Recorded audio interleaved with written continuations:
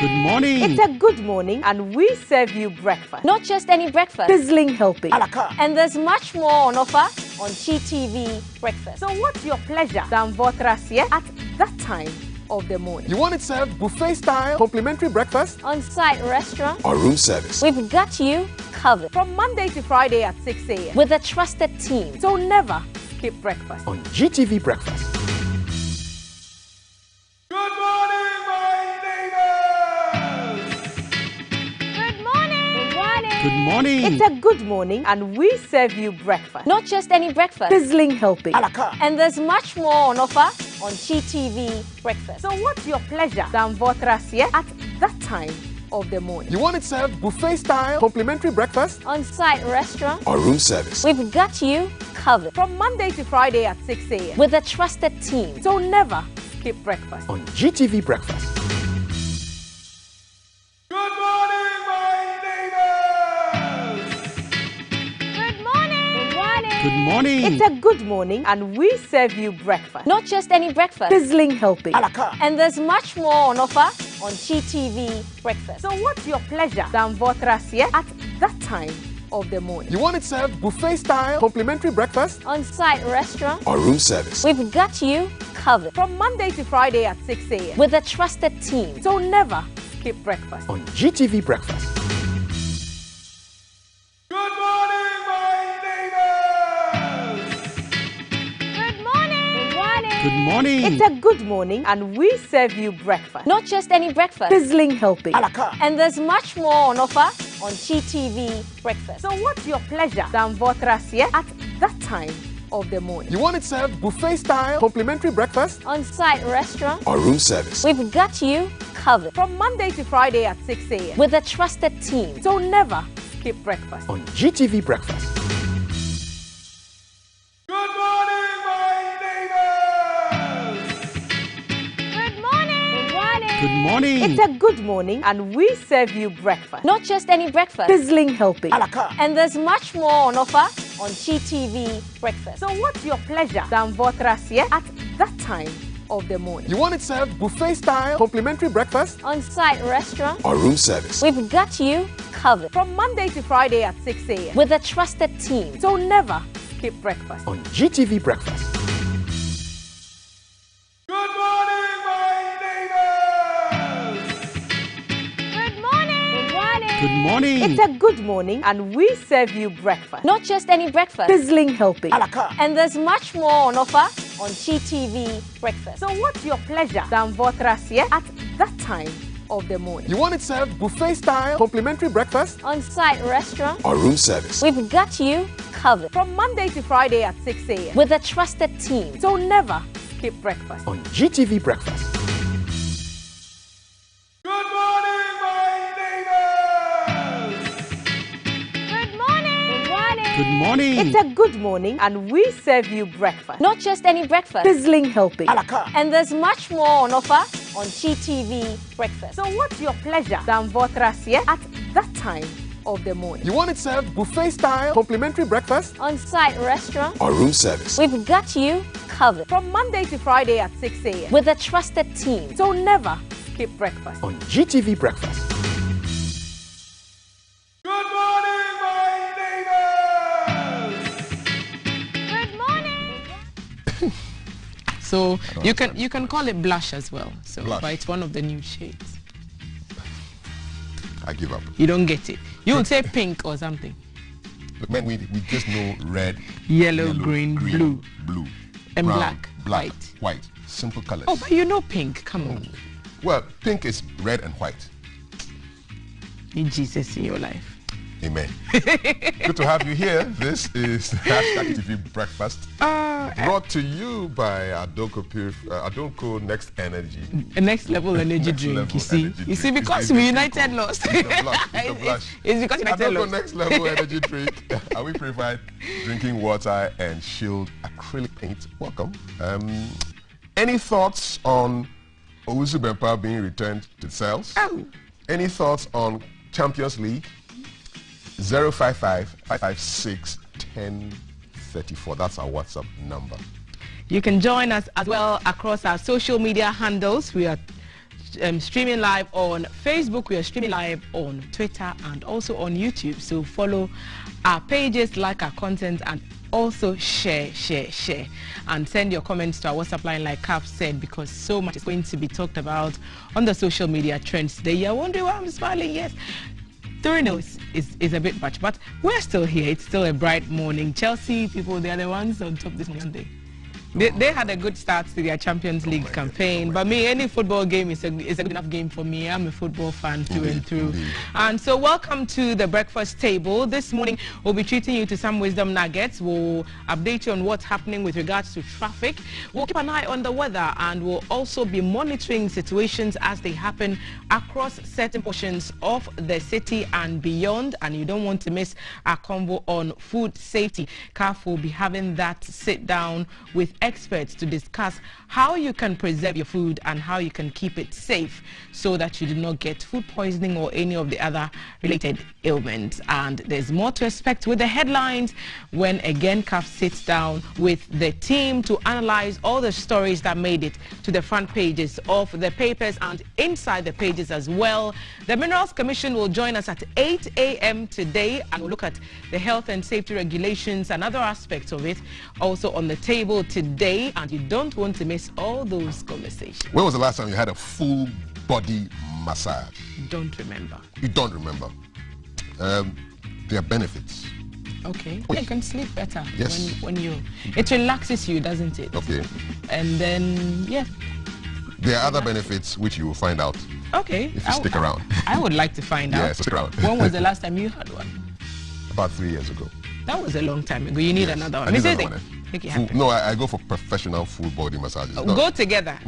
Okay, that's your fault. All right. So listen, welcome. Good morning. It's good to have you here. It's confusing me with all this full body massage Because business. United lost. CAF, wake up. We are living with purpose, courtesy of Dr. Kofi Osei Kusi. 3-0. It's a good morning to you. Always very exciting and very humbling for me to bring you the wisdom nugget for the day. I'm serving you the wisdom nugget for the day to spice up your day, to spice up your week, and to spice up your year. And of course, to spice up your entire life. And today, I want to talk about living with purpose. It's very important that you and I live life with a strong sense of purpose.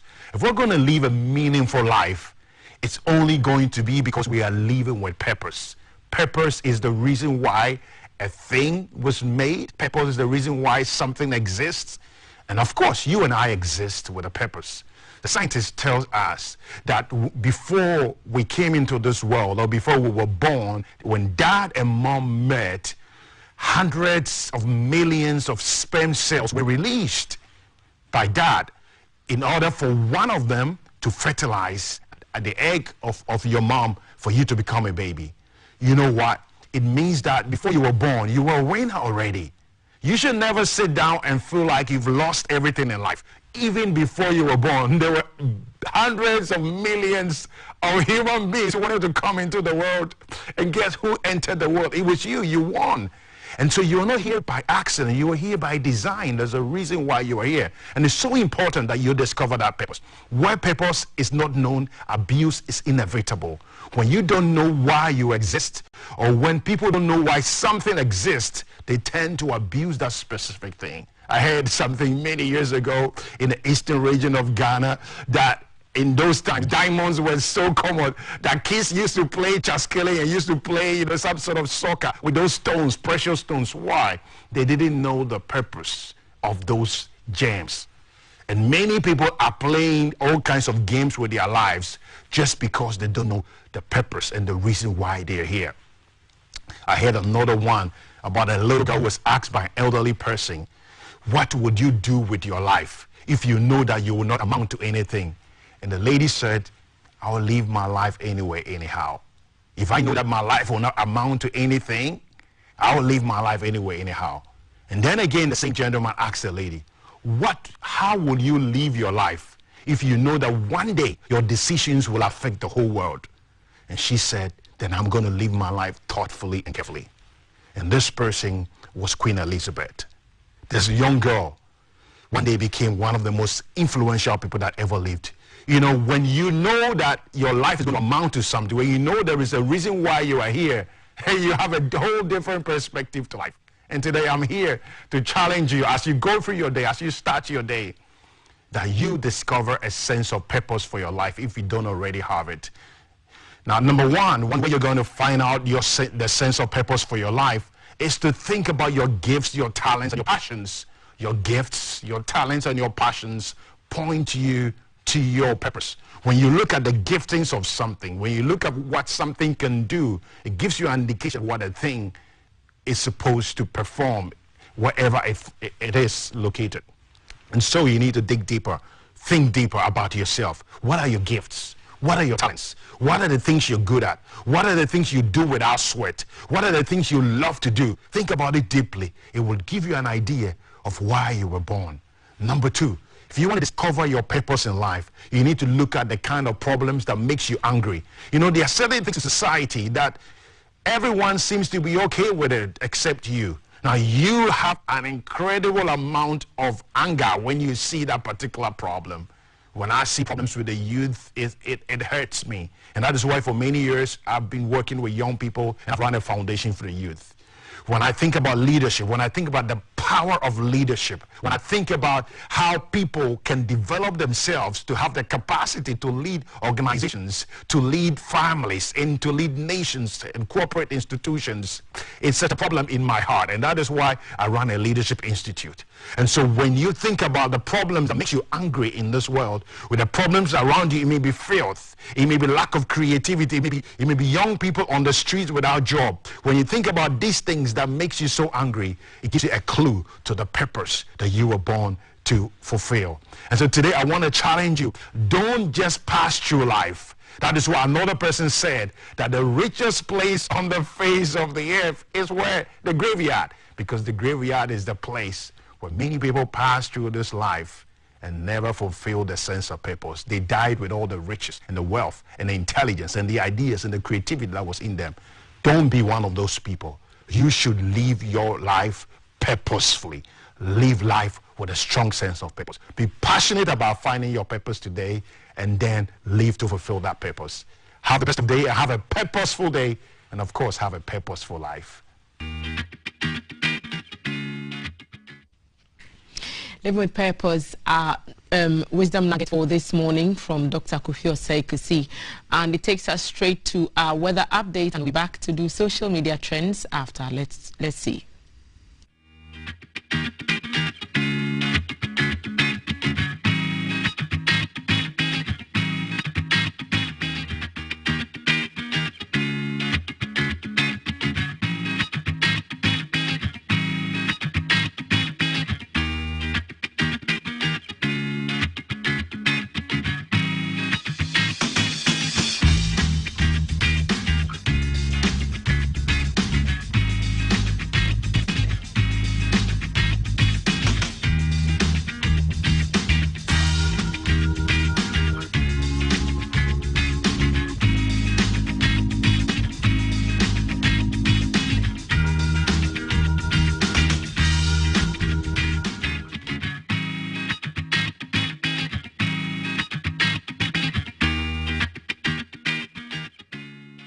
That's your weather, promising to be sunny along some areas of the country. But if you followed the UEFA Champions League and you are a Barca fan or a United fan, it probably started raining for you last night, didn't it, when you watched those two teams get utterly defeated? And we'll start our social media trends with happenings in the UEFA Champions League. And of course, the big games of the night, two giants fell and one giant shone, and that was the giant of Bayern Munich.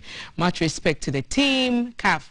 Yes. So Barca, Bayern. Yeah, I wasn't. Did you watch? No, I wasn't. I didn't watch any of the games. You never watched. I was following the results because I was doing other stuff. So okay. My kids were giving me that. So what your impressions? I'm surprised that Barca lost by 3-0.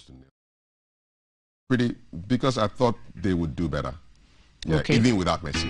It's a pretty good team. GBC, yeah. Okay. It shouldn't be as if, oh, Messi left and everything's collapsing. I wonder how many, maybe I shouldn't, but how many Barca games have you followed fully?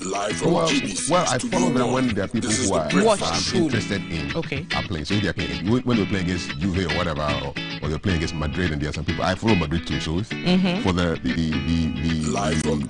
whatever the clash that they have every year, what do they call it? When Madrid and Barca. A classical. Yes, I follow that all the time. Okay. Yes, yeah. It's a pretty good team. I obviously I think that Barca has always been my team of all time.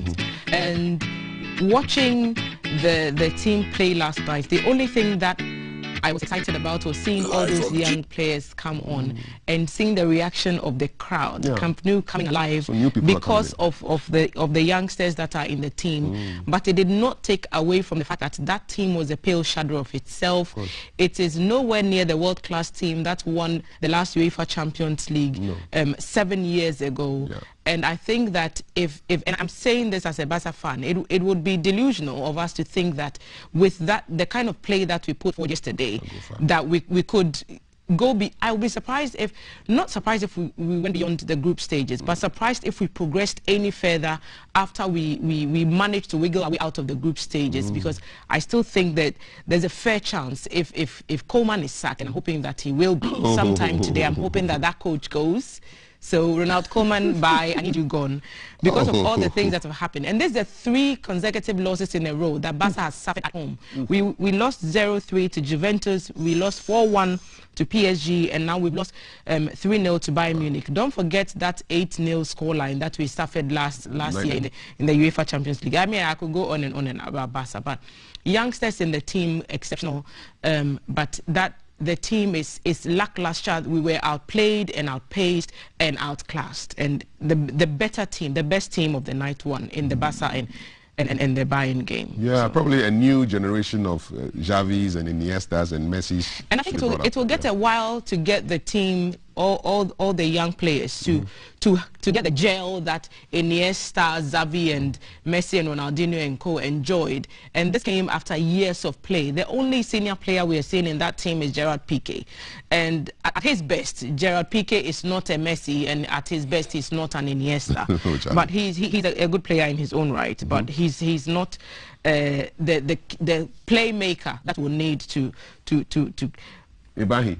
Kofi, the winner. I don't know. Okay. Ibahi. Manchester United also lost. I did not watch that game, so fair disclaimer. But 2-1 with your Ronaldo scored, your and then playmaker. Somebody got sent off. Bissaka got sent off, red card, and then the people equalized, and we should have just hung on till the end. And then we got done in by a Fergie goal, Fergie time goal, 90+5. Lingard made a mistake, and hey. Look, 3-0 the enemy say into me, but 2-1 there, yeah, it's painful. Especially when you think you are sharing the spoils, and then that last minute goal comes. Yeah, it's annoying. And it goes off. Yeah. Is that the United game? Yes, I believe we are seeing some of the highlights and what Manchester United fans will not be able to talk about today. So today, United Barca, we are quiet. It's the Chelsea people who will be talking, because Lukaku, he came through for the defending champions last night, didn't he? The only goal, just enough to get them through the 3 points at stake. That's all you need. And it didn't matter, really. Once you had that goal in the back of the net, it didn't matter what else you had to do. If you defended it, you were good to go. And that's exactly what the champions proved to us last night. And Lukaku stood up and was counted. And it tells you the kind of class he's building. Even though he has it already, look at that player, and it's always a joy to watch him. Always a joy to watch him. So Chelsea leading the bragging rights this morning with the UEFA Champions League. And today there's more matches coming up, and then we'll see the likes of Liverpool also playing today, and we'll see who else is playing. So today is Dortmund, Besiktas, and then Sheriff and Shakhtar Donetsk, Inter Milan, Real Madrid, Atletico Madrid and Porto, and Club Brugge and PSG. So Messi is in action tonight. Liverpool and Milan will play Manchester City and RB Leipzig, and Sporting and Ajax will also be playing today. So much more exciting. It's good when it's Tuesday and Wednesday in UEFA Champions League season because there's so much to keep you busy and occupied. Yeah. And the boys stay home, so you don't have to wonder where they are. They are watching. Yesterday it was kind of odd for me because I was doing a Zoom. I was doing a presentation on Zoom at Rotary Club of Accra South. I was doing a presentation on public speaking. And I was pretty much annoyed because you had lost. Manu was playing. Yeah. So I kind of. If anybody tried to reach me last night, you couldn't. Like when Bata is playing, don't call. Don't call. Okay. All right. So apart from sports, what's trending? iPhone 13. I have never used an iPhone in my life. Okay. So disclaimer. But Morena Prekudentu and Valerie Danso, you are my two girlfriends who use an iPhone. Sewa, Prislo say, good morning to you. The iPhone users in my life. Well, you have a list of all of them. Yes. And Richmond, you're also an iPhone user. You become Samsung. Here we are. But iPhone 13, and we are being told it has more exciting features. I'm yet to see it. So those are the ones you see on the smaller note. What's a notch even? So the iPhone users, send us your comments and your impressions about the new iPhone 13, 6.1 inches. Is that the length of the phone? I think it is. Yeah, from corner to corner. Super Retina, LTPO, OLED. Have you seen the cameras behind that? It looks like an alien, and a lot of people have shared the same impressions too. I think it does look like an alien. Because you know that alien head that has like this oval shaped head. Look at that. Okay, so when you turn around, it looks like an alien. Okay, it does look like an alien, doesn't it? Look at the shape of that thing. Come home. All right. iPhone, do you know how much it costs? 6,000 CDs. It's $1,599. Oh, it's more than the $9,000 I Please, thought. I know the dollar one. So thousand, how much? 1,599. So that's 1/6. So it's about $1,600. So 16 times 6 is 9,600 Ghana cedis. Ladies and gentlemen, how much is a plot of land at? Would you spend 9,600 CDs on a phone?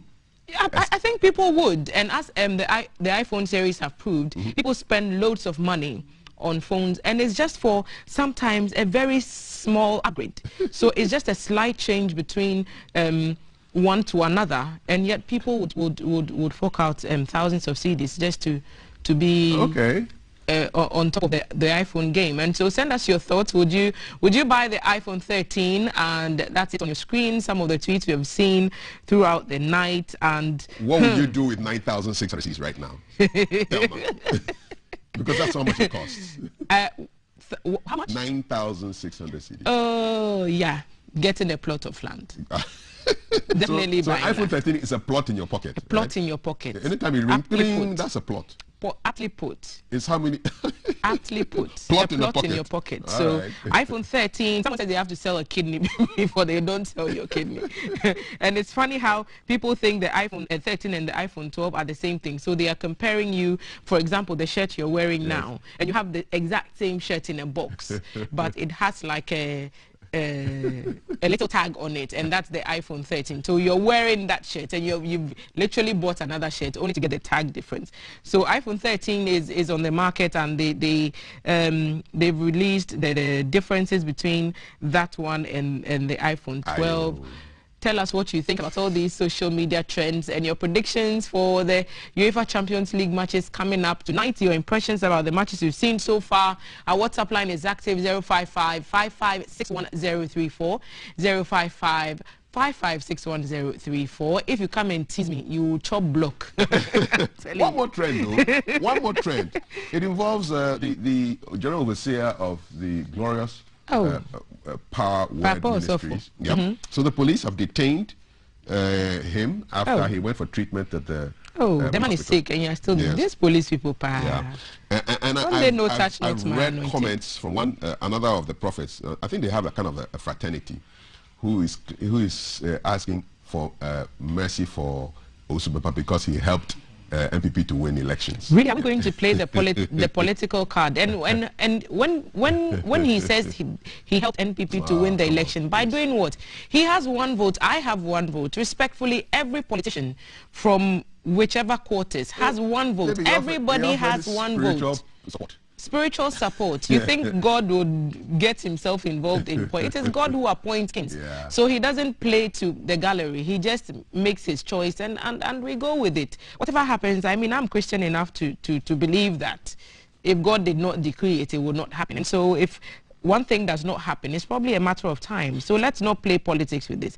They're not threatening the life of somebody else. Let the police do their job. Let them come to the end of the investigation. If it needs to go to court, let it go to court. Let the courts decide that this person is guilty or not. And let's not sit here and try and, you know, it defeats the whole purpose. If you were an Anagrada and you faced all those threats and nothing happened because somebody presumably is linked to X, Y, or Z, I mean, please. I've had a bad enough night as it is with us.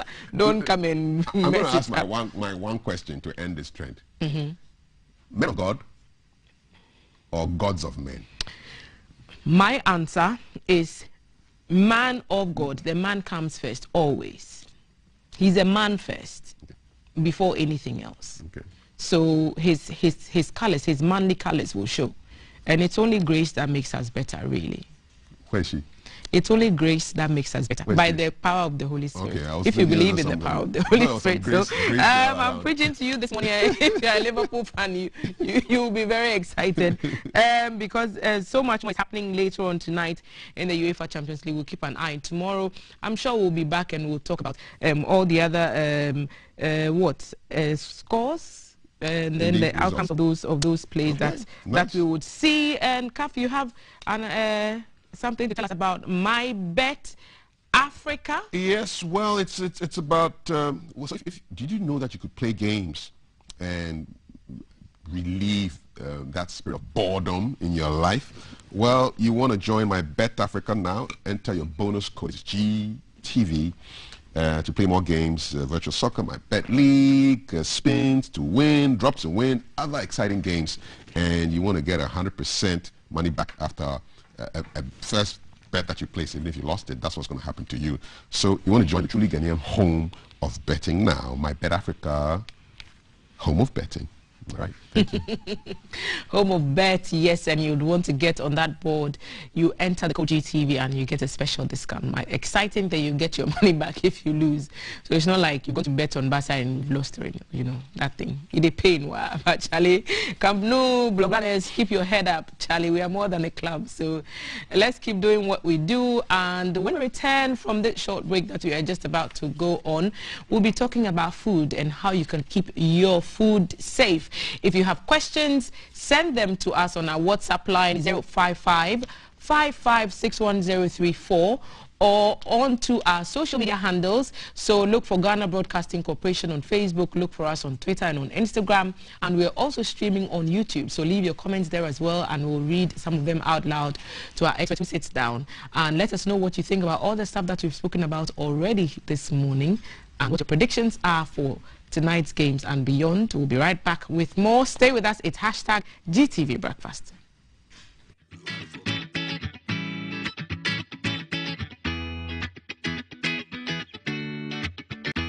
Live from GBC Studio 1, this is the Breakfast Show.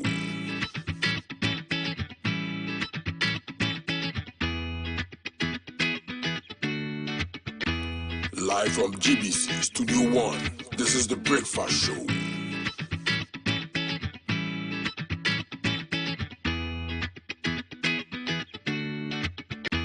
Live from GBC Studio 1, this is the Breakfast Show.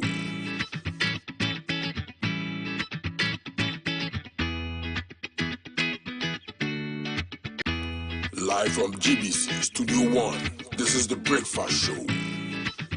Competition. Anticipate the fever.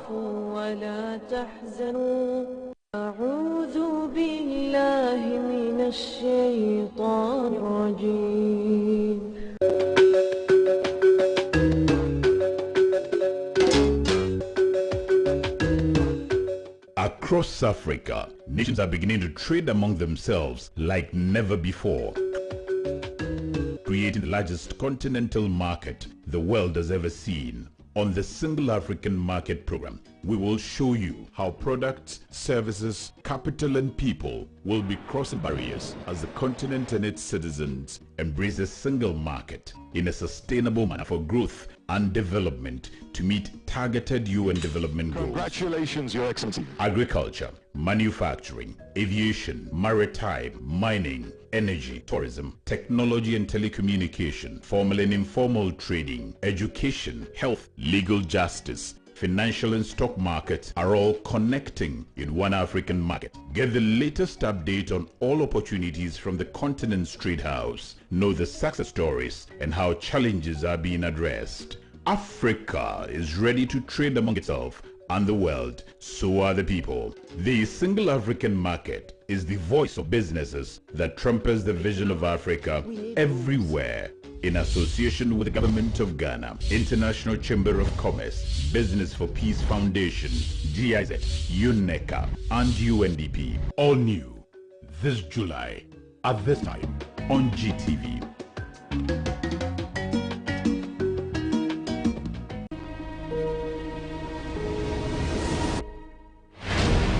(2006).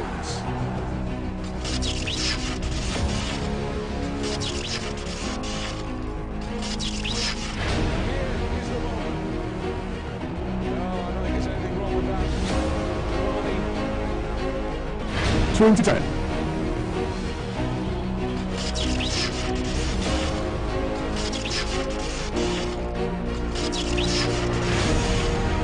Seconds of full time. Goes for goal! What did I say? 2014.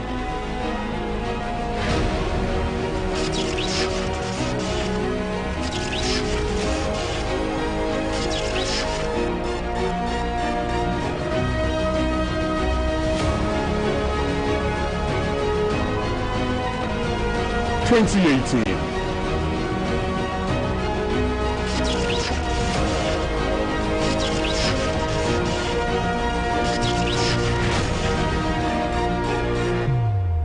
And now, Qatar 2022, 40 African nations.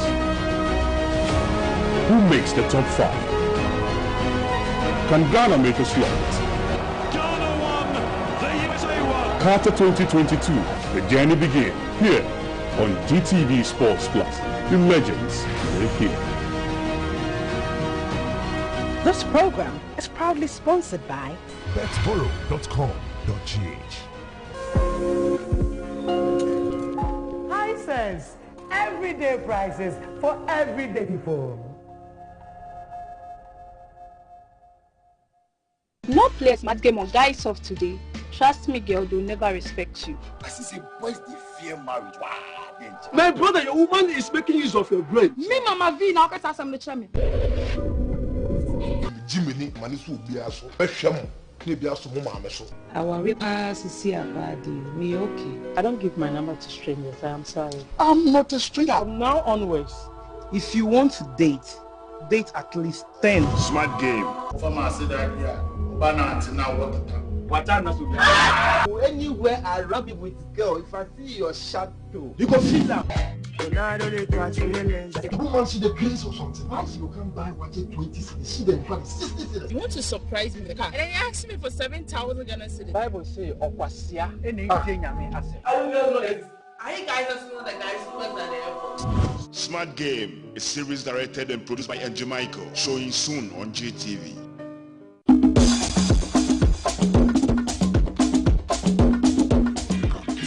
This is the Breakfast Show.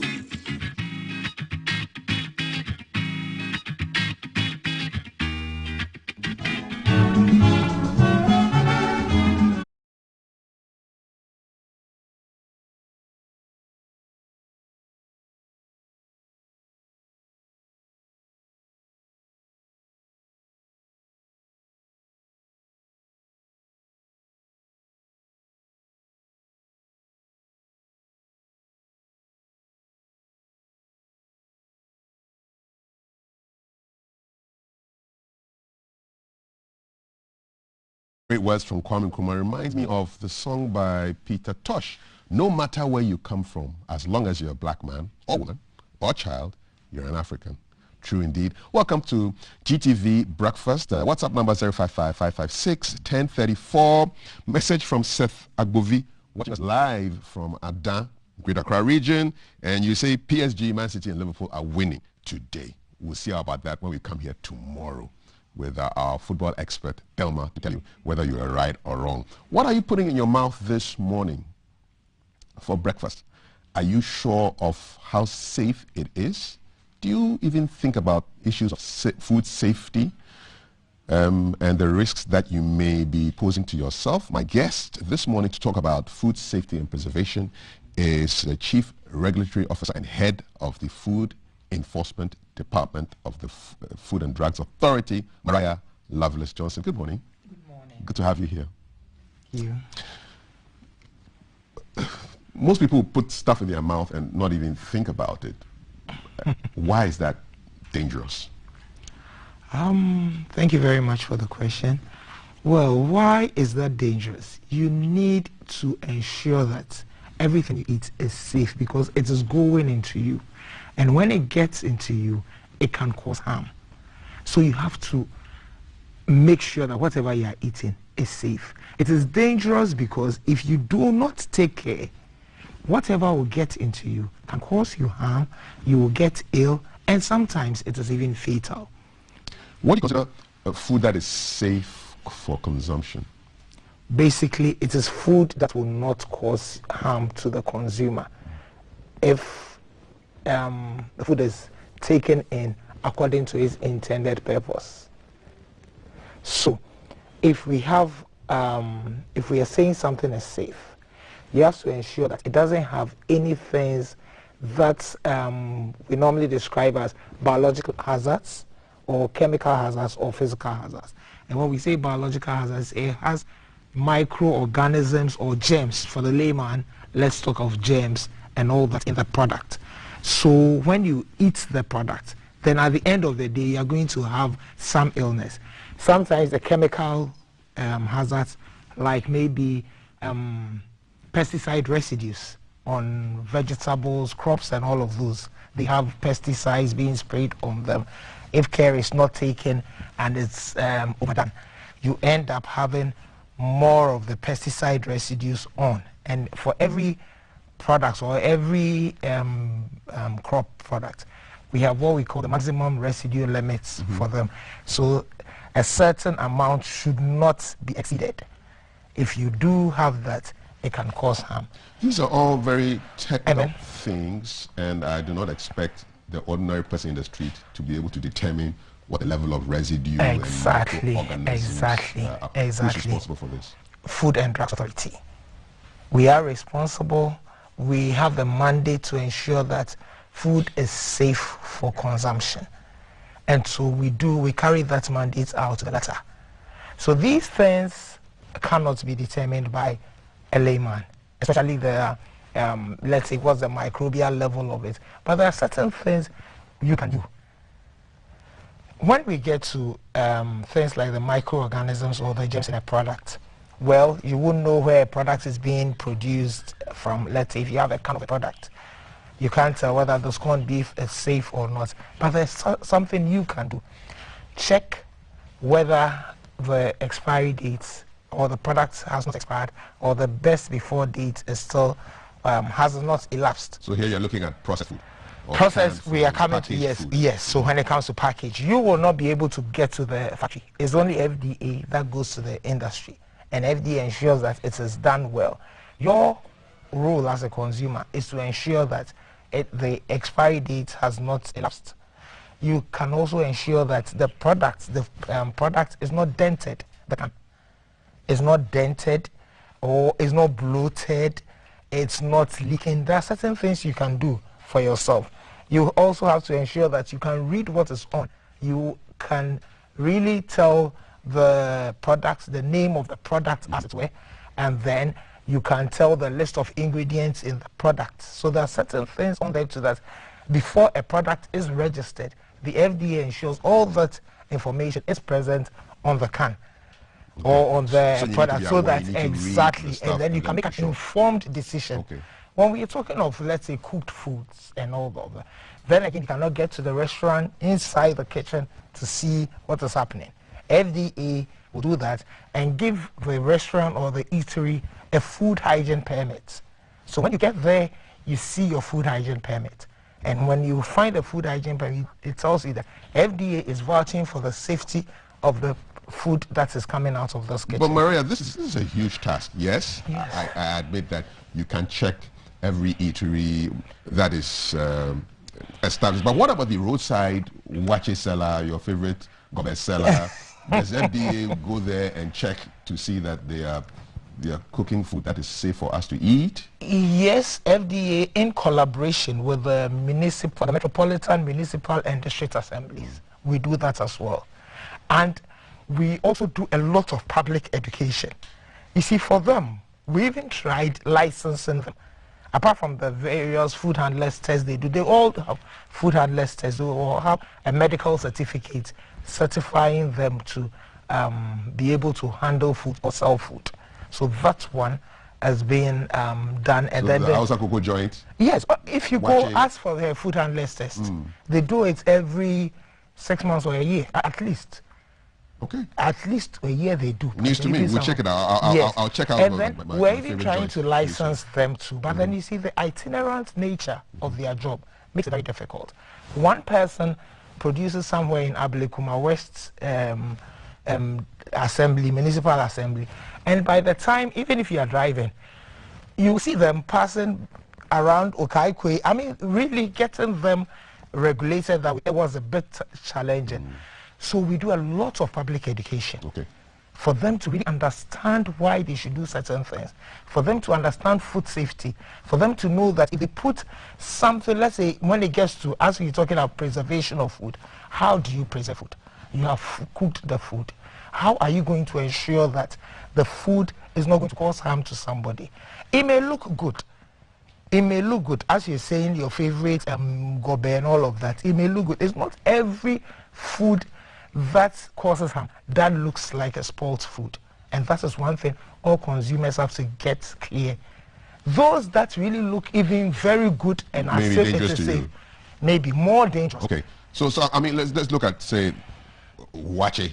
I mean, and the foods that we eat. Let's talk a bit about food preservation. What kind of tips can you give us in terms of food preservation? Okay, so let's say you've done your food.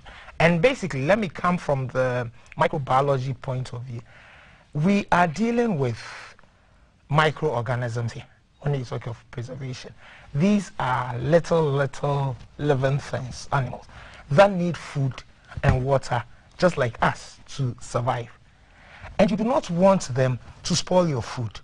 So what do? You deprive them of basic things. Your food is food, so they would want to come. Now, if the food has a bit of water, so it's moisture, and we say the water activity is high, then they know that this is a good place they are coming to, so they would like it to. So now the things you can control are temperature and time. They are within your control now because the thing is food, and so it's inherent there. Temperature. What temperature are you keeping the food? The microorganisms that cause harm, we call them the pathogenic microorganisms, and they are foodborne. They like the ambient temperature, the temperature we also like. Anything above 5 degrees, 6 degrees, even more so between 10 and 60. That is 60 degrees Celsius, and between 10 and 60, or even sometimes from 5 thereabouts to 60. That is where they thrive best. That is where they can grow and multiply and get really now start producing the toxins. So we have to be careful with temperature. Very much with the temperature. What about these? And the time. It's a temperature-time combination. Okay. So as the temperature is like that, in 1 hour, they multiply by what we call binary fission. It's just one microorganism, then divides 2, the 2, 4, 6. Then it's just going slowly. Quickly, not slowly. They do it quickly. Yeah, it explodes. Yeah. So in no time they are there and they produce their toxins, and they may not tell you that it's a spoiled because it doesn't look spoiled. The ones that look spoiled are better for us, It's like when you have an enemy and you know this is your enemy, you don't get close. But the silent enemy, you can't exactly. But this is so silent, and it even might look more enticing than the one that is not. That doesn't look. Let's look at temperature and the way people use plastic to say cover, to wrap kenke or wache or even akplen or banku wrapped up in. What are the risks there of because people may be thinking they're preserving the food by using plastic to cover it. This is where, so as far as the microbial one is concerned, that gets better for the microbial. Now we get into the chemical area. With the chemical, there is this research that has shown that these temperatures also give out what we call plasticizers and all of that from the plastics. That also gets in. And with time. But theirs are such that little, and they accumulate and they may cause issues. With the risk assessment that has been done and all of that, that's what happens with them. But with the microbia, that now when they are putting those things they are trying to package, at least it's helping the microbia a bit. That quickly is not going to get all of these microorganisms in the air. The handling gets better and all of that. At least you solved the microbial. And in solving the microbial thing, then the chemical thing too comes in. But they are cumulative. Okay. Little. How about these, the pure water that you see, it's in the sachet and the sachet is exposed to sunlight outside the shop that you're going to buy it in? How safe is that? Sunlight, we're talking about 33, 34, 35. Yes, that's sachet water. It has a sunlight. Ideally, that's not the best. It should be inside. It should be inside. It should be inside. Food should not be kept exposed to sunlight. It should be inside. But you see, regulation is done in the context of the environment, looking at the environmental, the political, the economic, the social, and all of the so technological. So you're working with assemblies to make this happen? We are, but you see, regulation is done. Really, we live in sunlight. The person selling is selling in sunlight. I mean, really, so I was just saying, ideally, it should be so. So your next question would be, why are we not doing so? And we are not doing so because of the economic context, the social context. You cannot do regulation in isolation. Okay. Let's talk about food safety with respect to canned foods. What should somebody be looking out for? Okay, so as I said earlier, first thing, look for the best before dates, which is there. Look for signs as if to show whether it's spoiled or not. You know, we have people doing buy one get one free. Anytime you see buy one get one free or a promo, 2 for the price of whatever promo it is, just have it in your mind that nobody just does that. Something is expiring, right? Exactly, something. So check. How soon is it expiring? Is it 3 days, 1 week? If you 1 week and you are consuming it in the next 1 week, that's fine. You don't go and buy that buy 2 for the price of 1 and get about 3-4 cartons in there, and then you are going to consume even when it's about a day, 2 days, and all of that after the expiry date. And then you look for the dented cans. People think dented cans are not an issue. They may not, but you may not be able to tell at the point of sale. So the can should be smooth. If there are any dents, be careful. This is because, you know, there is a can and there is the food in there. All the foods that are canned are low acid foods. They have a little of acid in, but it's low. And because of the bits of acidity in it, when you are putting the thing in the can, we line the can so that they don't have the metal and the acid interaction. So there is a liner. So when you open any canned thing, look at it. There's a liner or a paint in there. That's a barrier between the food and when it's dented, it might chip off. If you've ever used enamel pans at home and all of that, it falls down 1 or 2. If you can remember, your parents' own or your wife's own, and then you see that there is that bit of the metal in contact with the food you are doing. Do you see that? That becomes dangerous to eat. Especially in a country when it is an acid food, right. Low acid food.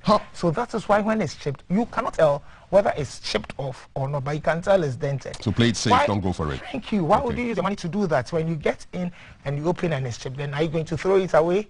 So don't. And then when it's also dented, the other thing is that if it's dented and it's close to the top of the can, there is a seam there, and the seam holds it holds the cylindrical part of the thing well, and it fits it such that it's a hook, you know, and that prevents air from entering. Not forgetting that this thing is hermetically sealed. There is no air, entering. And so when there is that, it makes air enter. And when they enter, air, I mean, we all know that microorganisms are ubiquitous. They're everywhere. They get in, and when they get into that anaerobic condition, or that hermetically sealed thing, now we have problems. So reactions are taking place, and we have problems. And that causes, sometimes you see them bloated. Yeah. And when they are bloated, people think, oh, as for this, it's really being filled to the brim, so it's turgid. It's a disaster. Exactly. That is a big disaster. Let's talk about food poisoning. How can somebody protect themselves from food poisoning? Okay, so one of it is looking at the canned ones. Two, even our own food that we cook even at home and the ones you're going to buy. Why would you, I mean, Ghanaians take a lot of things for granted. We laugh over a lot of things. When you're talking about food safety, people play with it. Oh, what, aren't we tired? Aren't we? The one who brought sanitation or hygiene, was it not a refuse dump collector, collection van that killed him?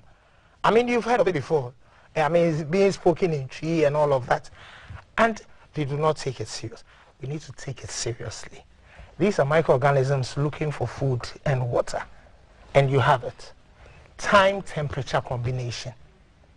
You need to ensure that you do not leave your food there like that.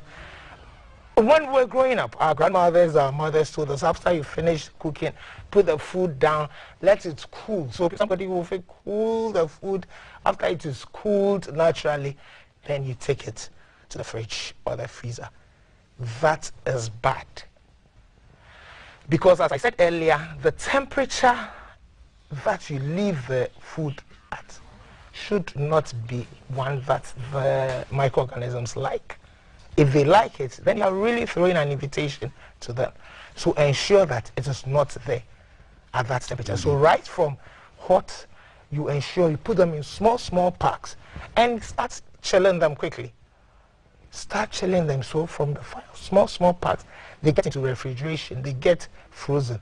But when you need them, you can take them out. And then that's one. And also preserving foods. You know, people sometimes have rats and cockroaches in their various places. Rats putting their urine on things.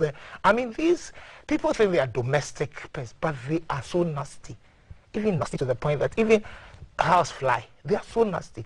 They get onto toilets or refuse dumps, pick something. When they want to eat your food, when they come, they shake off their wings and the hairs around their shaking the germs off into your food. Onto your food before they take your food away. The same with cockroach. Why would you let a cockroach? So keeping some of these things clean. But then you ask, where do these street food vendors and all of them do it and all of that? So we should all take it seriously. And back to preservation. Once you know you have, and let me just give a quick thing for people to understand. Yes, as we wrap up. Yeah. Let's take two examples. Take stew and take soup. In fact, and take shito. All these three things made from the same kind of ingredients. The three of them, you put them down. Which one gets spoiled first? The soup, because there is water. And so the microbial activity will be faster. Then the stew goes next, and shito takes so long because it's so dry. Yeah, it's dry. Okay. So we put that in our minds as much as possible. Let it be dry. If you are not keeping it in those regulated temperatures, like the freezer and all of that, or fridge. Then another example is when we are doing a kuku or banku. When you get your corn dough and you want it fermented quickly so you can get a nice cocoa out of it, what do? You add water and you put it there to ferment. If you want it to ferment quickly, especially when it says that, oh, let me put, I just want it for the next day. I don't know if you've had that experience, but I know many watching me have had that experience. If you want it quickly, you take a small part and put a lot of water there. The next day, it will be fermented for you to be using for your cocoa. What does it tell you?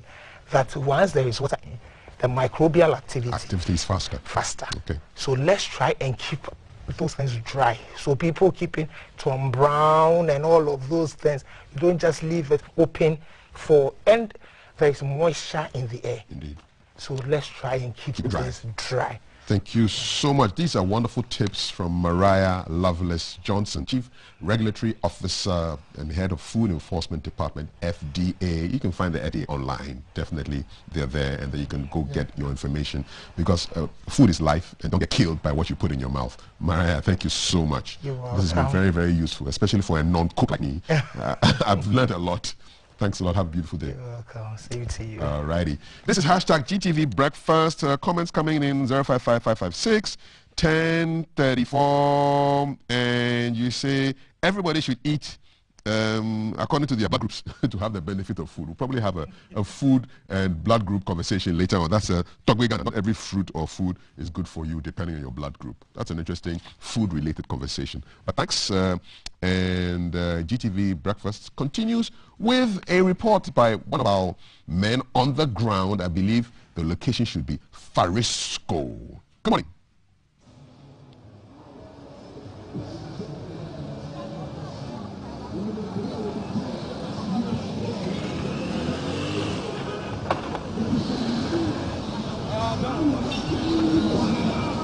Hello, good morning, Kafui. Welcome to Farisco, the intersection on the Graphic Road in the Greater Accra region. From where we're coming to you, to my back northwards is the traffic filing in from the Kwame Nkrumah Circle into the Accra Business District. And then to my eastwards is the traffic filing out into Accra Poly and the National Theatre area. Towards the Central Business District is my southwards, and westwards is where the traffic files in from the Graphic Road itself. As you can see from the shots behind me in the still shots or the ground shots, you have what looks like a near gridlock traffic filing in from Circle towards the Accra Business District. The traffic lights out here are functional, but you also have a few policemen on hand who are ensuring that at least at a minimum, knowing what drivers may likely do when there's no police presence is to ignore the traffic lights, whether it's red or green, and do their own thing. And so you have a few policemen on hand who are ensuring sanity. I must also point out that it's a bit of a busy morning with pedestrians as well as commuters fighting for use of the road. What you can see in the still shot is traffic heading into the Accra Business District, and you can almost without any tutor say how tight it is. It's almost a gridlock, and this traffic files at least about 5 to 10 miles per hour. And what you can see is also a teeming number of pedestrians on the sidewalk. It is rather unfortunate also to point out that on the sidewalk where pedestrians are supposed to be using freely, you have a few stores set up on there, and so it's making the free use of the sidewalk a bit tighter for pedestrians. I guess this is a daily routine along this stretch of road, and so commuters as well as pedestrians are used to such situations, and so they're managing it as best as they can to get to the various business districts. You can see the policeman in the middle really very busy waving commuters on, because if he stops, what you'll have is a central lock right in the intersection, because no one would want to see the other go file past as quick or as freely as possible. Traffic filing in from the Graphic Road end into the Accra Business District towards Farisco is a bit also slower, but then the lane that heads towards the Accra Technical University end is filing rather smooth, apart from that which goes into the business district, which is at a standstill. Coming in from the Graphic Road end is freer. I'm sure you also have the benefit of an eye in the sky, which gives you a very good aerial view of the ground situation as it is. Traffic isn't as bad if you're heading towards the Accra Technical University area. You may as well allow a little time in order to arrive alive. Indeed, if you are in a rush, then you may find alternative routes, and this will likely take you into the back roads of Adabraka, and then you'll come up on the Bands Road towards the Airtel area, and that will bring you somewhere close to the Accra Technical University area, the National Theatre area, as well as the Movenpick Accra and then Ambassador Hotels Accra. That is if you're able to navigate your way through the back roads of Adabraka and then over there towards the Accra Central Business District from that end of town. This is the situation on rush hour at the Farisco intersection this morning. Back to you in the studio, Kafui. Well, thank you very much, Alan, for the Farisco update. Hashtag GTV Breakfast. Good to have you here. Make sure that what you are eating is safe to consume. We got the tips from Mariah, from FDA, about how to preserve the food, how to look for the right stuff before you put it into your mouth and then endanger your health. A lot of you are still talking about Reverend Owusu Bempah. And there's a tweet here I'm reading from Manasseh Azuri Awuni. Owusu Bempah has been discharged from the police hospital and taken back into police custody. We thank God for the quick healing. That's from Manasseh Azuri Awuni. And then another message here on 055-556-1034. You help a particular party to win elections and you think they should give you power to break laws and go free. Are you even truly a man of God? Shame on you. Says Sampa Fusaini from Samini in the East Mamprisi district of the Northeast region. What a precise geolocation. You know, Ghana, West Africa, world. Fantastic. 055-556-1034. Still to come conversations on full body massage, FBM. Sounds good, doesn't it? What the benefits are, you will find out pretty soon. And then we'll also be talking Minerals Commission, local content issues.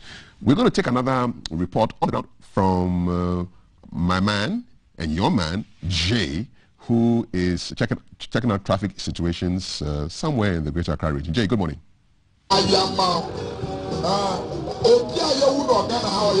Okay, good morning everyone. So, after Alan brought you the report from Farisco, I am bringing you a report here from the Afrawa Junction on the Tema Akusubo Road. So as the name suggests, you can either get to Akusubo, which is to my left, or Tema, which is to my right. These are not the only destinations you can get to from here. Of course, there's Afie Nyamata Heko ahead. There's also Michelle Camp. And also you can get the Shama roundabout this way. And also, if you want to go all the way towards 21, 25 and all that. And also, if you want to get to Ashama Newtown, you can use this side as well. And then to my right here is a preacher man reminding us that once we have God, we have hope. And of course, we need to praise there and thank God for life. Now, I would like to draw your attention to the Afrawa Junction. So for those coming from Ashama Newtown towards this side, this is where the traffic builds up. You realize when cars are entering the road, it causes a bit of hold up for cars coming and going as well. So those coming from Tema and those coming from Michelle Camp, when they come, this is the situation they face in this area. So you realize for those on the Afarawa Road, their road is in a bit of decline and authorities need to work on it as soon as possible to aid them as well. And so when you come onto the main road itself, what causes another hold up is the potholes just in front of, as you can see right now. So you realize that when the cars, not only are the cars entering the road, but there are also potholes on the road as well. That also don't aid with the flow of traffic. So you realize that vehicles have to slow down as well when they reach this side of the road. And you notice there are no zebra crossing as well. So you see pedestrians. And when I can see a school girl also crossing the road, trying to make her way to school. So if they can bring some form of zebra crossing here, so when students are crossing and whatnot, it helps them to cross the road. That will help. So pedestrians have to suffer this kind of setbacks when they are using this point of the road.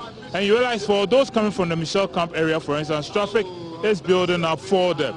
So before they get to the junction, and then when they get here, and they have to slow down, and realize the traffic is building up for them. So from this junction, when they get towards the Ashama roundabout, there will also be a little bit of hold up for them as well. So you can tell these are the scenes happening right now at the Afarawa Junction. The traffic is building up for those coming from this side, heading towards the Ashama roundabout. And for those who are coming into this area, you face some bit of traffic as well. But from this side, heading towards Michelle Camp, they are fine. So these are the scenes.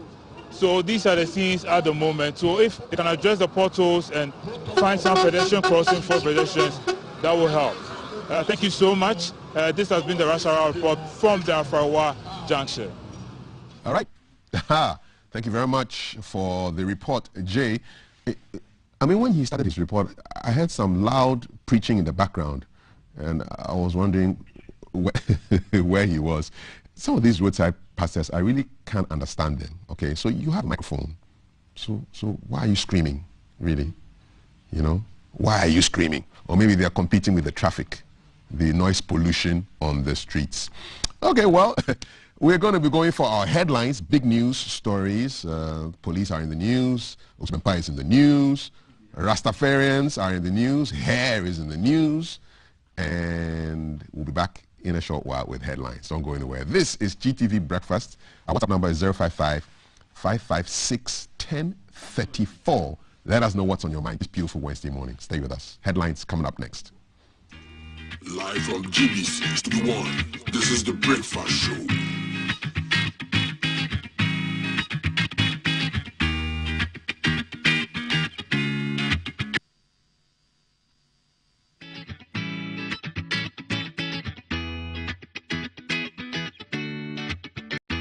Live from GBC Studio 1, this is the Breakfast Show.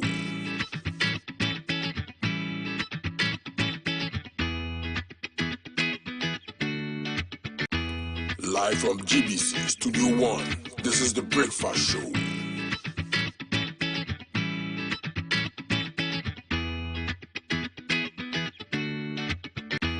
Live from GBC Studio 1, this is the Breakfast Show.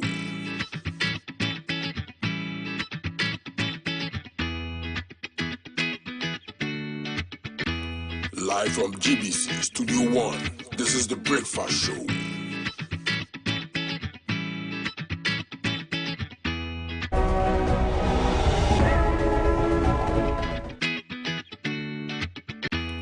Live from GBC Studio 1, this is the Breakfast Show.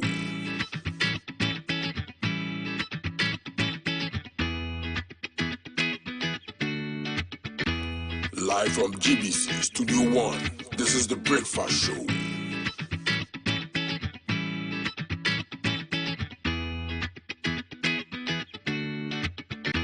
Live from GBC Studio 1, this is the Breakfast Show.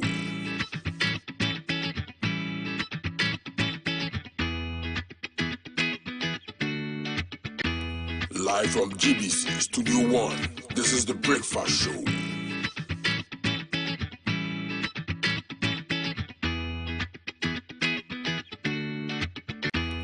Live from GBC Studio 1, this is the Breakfast Show.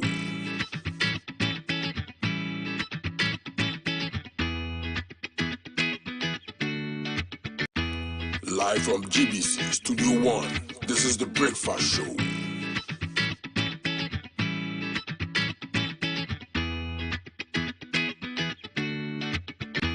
Live from GBC Studio 1, this is the Breakfast Show.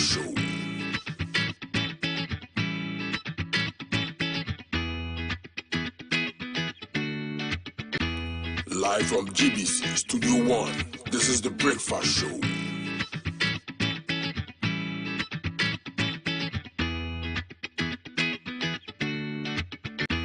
Live from GBC Studio 1, this is the Breakfast Show.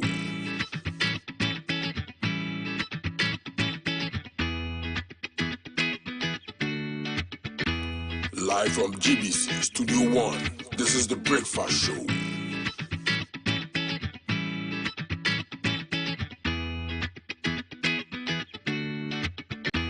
Live from GBC Studio 1, this is the Breakfast Show.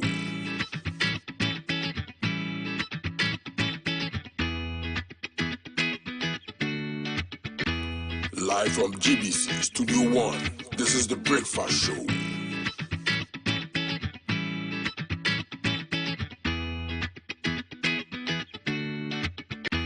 Live from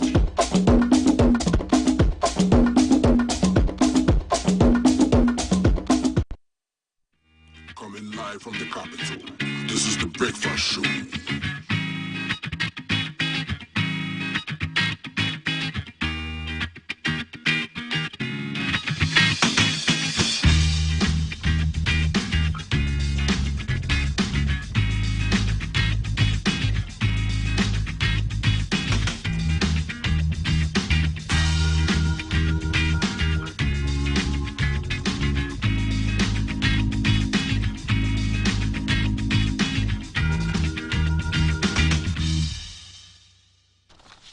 Hashtag GTV breakfast. Good morning.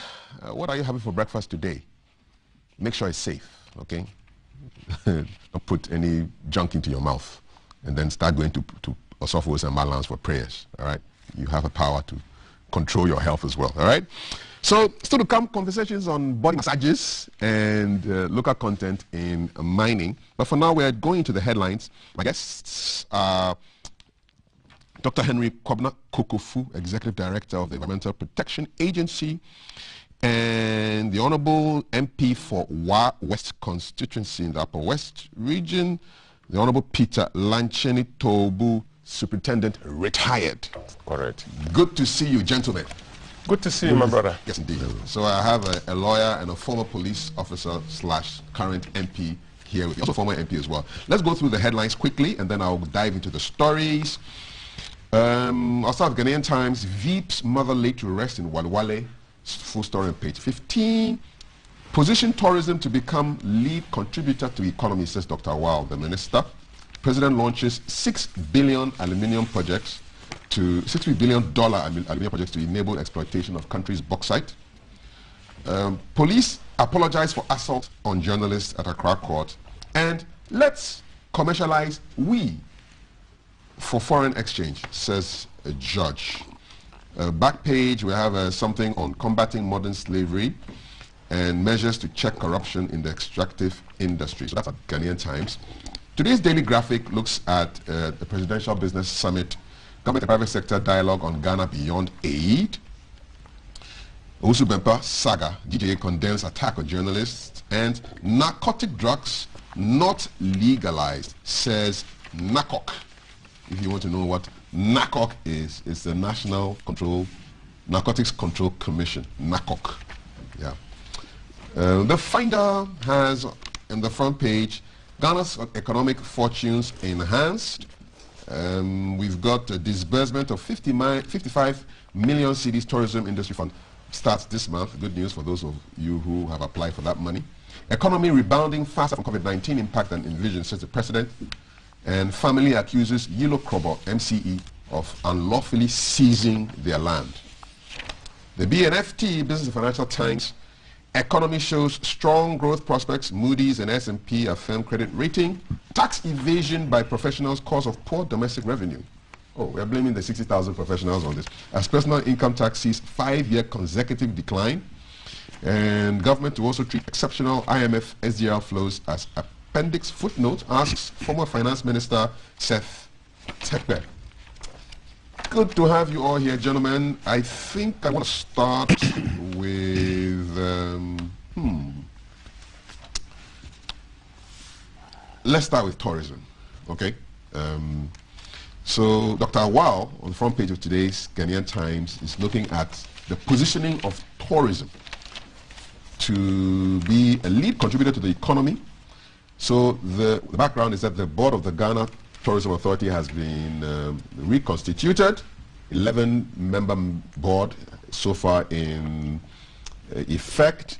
And at the inaugural ceremony of this board inauguration, the minister led the board members to swear the oath of office and then asked for the positioning of tourism, or recommended that it should be the lead contributor to the economy, you know, taking gold, cocoa, and all those things should be behind tourism. If only the board can initiate measures to drive investments into the creative arts and culture sector. It ties in with some money that is going to be disbursed this month, 55 million cedis from the Tourism Industry Fund. Honorable MP, I'll start with you. This is all well and good, but is it only money that is going to enable this to happen? Is it just investment, or what do we need to make tourism number one in the country? Thank you very much, my brother Kafui. Let me say good morning to my senior colleague. He's been somebody I've admired over the years, and I'm so grateful for GTV for granting the opportunity to share a platform with him today. Honorable Kokofu, I've admired him from afar. Okay. It's just that during the 2020 electoral process, there are certain things that he did that shocked many of us who admire him. And I'm sure we'll talk about that behind the scenes. You know, he said you can go and die. I mean, but that's that kind of election. Sometimes during elections, a lot of things play out. Let me also thank GTV for the opportunity this morning to join in looking at the newspaper headlines. Let me commiserate with my elder brother, the Vice President of the Republic of Ghana, Dr. Mahmoud Bawumia. We lost our mother, and thank God yesterday we laid her to rest. It is my prayer that God will strengthen the Vice President and also forgive our mother for all that she's done in this world. The good, the bad, and ugly are all laid before Allah, and I pray that God will grant her safe journey to her very peaceful destination. Greetings to the people of Wawes who are giving me the title Honorable. I always say my name is Superintendent Retired Peter Lanchene Togo, Honorable Member of the Wawes constituency. They have given me the title Honorable. At any point in time, they can take it back. Yes. But out of the title Superintendent Retired, I earned it in 26 years and nobody can do anything about it. Amen. Let me appreciate the Acting Inspector General of Police, Dr. George Akufu Dambari. Good beginnings. Wonderful gentleman. I have so much faith in him. And he can't afford to fail. He's the first PhD holder to occupy that position. They used to say that the Buglong people have come for the job. Today we have a Buglong man who is the Inspector General of Police. Prove them wrong, doctor. And I'm standing with you solid, day and night. I'll support you. Tourism. Tourism is one of the areas that we can use to actually earn foreign exchange. It's very clear. What is in Dubai? What is in Singapore? Many of the countries that are earning so much from tourism, we could probably learn from them. The fact that we say tourism can become a major foreign exchange earner for Ghana is a statement of fact. But how do we get that done? You cannot promote tourism in insecurity. If you want to promote tourism, you have to make sure that the destination of the tourist is quite attractive. The destination of the tourist is cheaper. The destination of the tourist is safer. The destination of the tourist is something comparable to the best in the world. Does Ghana tick all these boxes? I mean, Ghana, it is possible for us to tick all these boxes. But as we speak now, I think all of us know that the security situation in the country is not the best.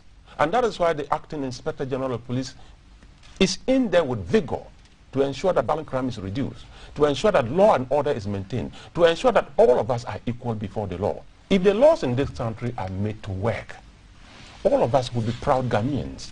If the laws are working, that enabling environment that is required for the private sector to thrive will be there. And that is where tourism can play a very vital role.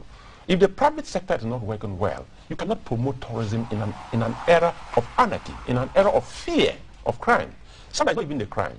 It is the fear of it that is the problem. You are so much afraid that you can't travel to Ghana and have some good time in Kumasi, travel to Wichau, go and look at the Hippo Sanctuary, and come back to Atebubu, move away to Axim, and come back to the airport and fly out free of charge. If you are not confident of that, it goes to affect tourism. But I think that I support the minister's statement that, listen, tourism is a sleeping cow, a sleeping golden cow, that we need to wake up as a country and go tell that sleeping cow it is time for us to use you to make money. And I think that tourism can actually move to the #1 foreign exchange earner if we put our best in there. It's not about talking about it. It's all about formulating policy that will ensure that Ghana becomes a safe tourist destination. Ghana becomes an attractive tourist destination. Ghana becomes a preferred tourist destination. And we have all these beaches. Sometimes you go to a beach and you wonder whether we really know the value of a beach. You go to some beaches and you wonder, is it not the same sun? Is it not the same water? It's the same ocean. Why is it that ours is so dirty? Ours is so unattractive. Ours is so insecure. And other people are using it to generate a lot of income for their countries. We are using ours to denigrate the name of Ghana. I think that we should begin to look at all these things that can be put together as a country to say Ghana is a very better tourist destination compared to many other countries. And as we move forward, I'm sure it can become the #1 foreign exchange earner for this country. And if I bring in your friend, Dr. Kukufu, I haven't been to Wa before. What are the tourist attractions I should be aware of? Kukufu, this is unacceptable. Completely. You've never been to Wa before. Completely. I am inviting you to Wa today. And I'm inviting you to my constituency, Wichau, today. And I'm inviting you to visit one of the very powerful tourist destinations in Ghana, the Wichau Hippo Sanctuary.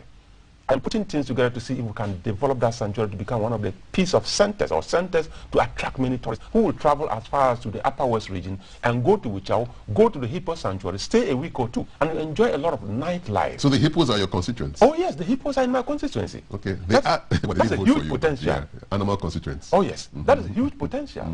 So in fact, I'm surprised you've never been to Wa before. I'm even surprised myself. Oh wow. Yeah. So anyway, I think that the invitation is open. Thank you very much. But if you go to Wa, you know, the slave trade, there's a slave trade link, okay, passing through the western side of Wa to Salaga and all that. Okay. We can trace that, and it's a good memory for people to come in there and realize that this is how our great-grandfathers were channeled out of this country to develop other areas. That sounds good for me, because I like history. Oh yes, oh yes.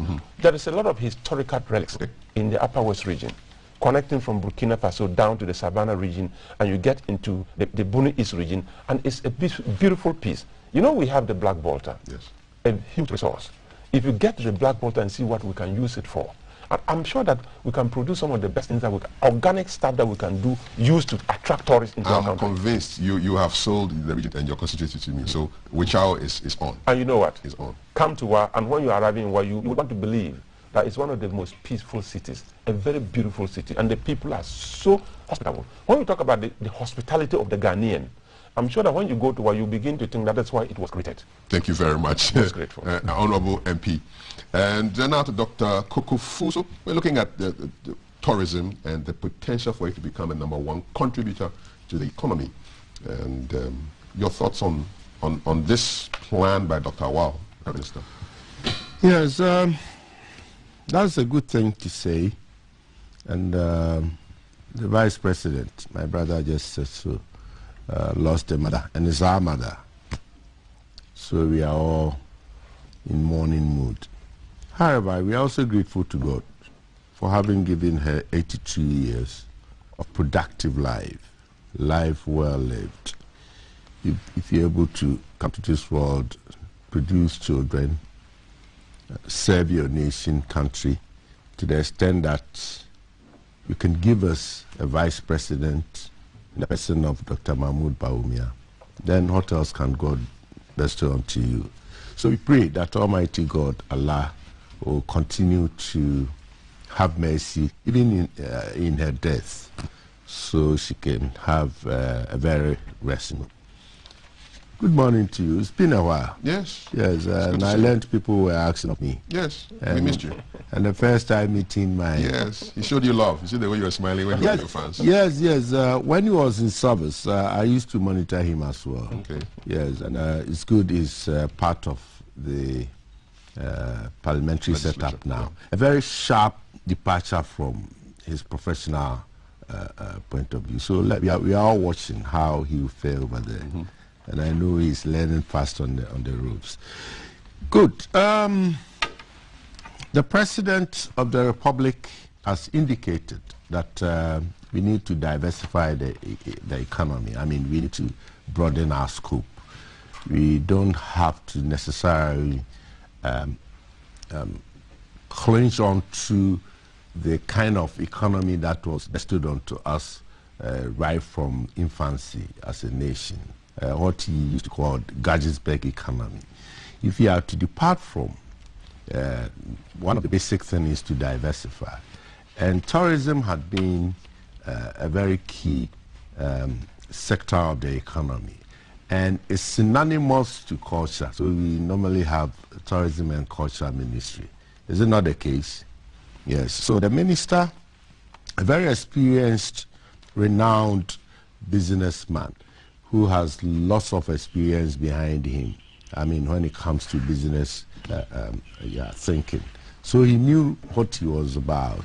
He knew what he was saying. Charging the reconstituted board to take the bull by the horn and to, again, natural forces and world order as we find ourselves in the new world order also works very hard against the promotion of tourism. That notwithstanding, we still cannot throw our hands in despair in the air and say that because of one or two COVID-19 other things, we're going to relax. Tourism can be promoted we have it, can be promoted, and we can get and reap more benefits from tourism if we all put our minds to. The most important thing has to do with people's attitude. If we continue with this attitude of disrespect, disregard for the biophysical environment that we find ourselves in, we continue to litter the places, we continue to do what we're doing now, putting garbages, rubbish in the runways, water runways, building indiscriminately, disregard for rule of law and regulations, we will be fighting against the promotion of tourism.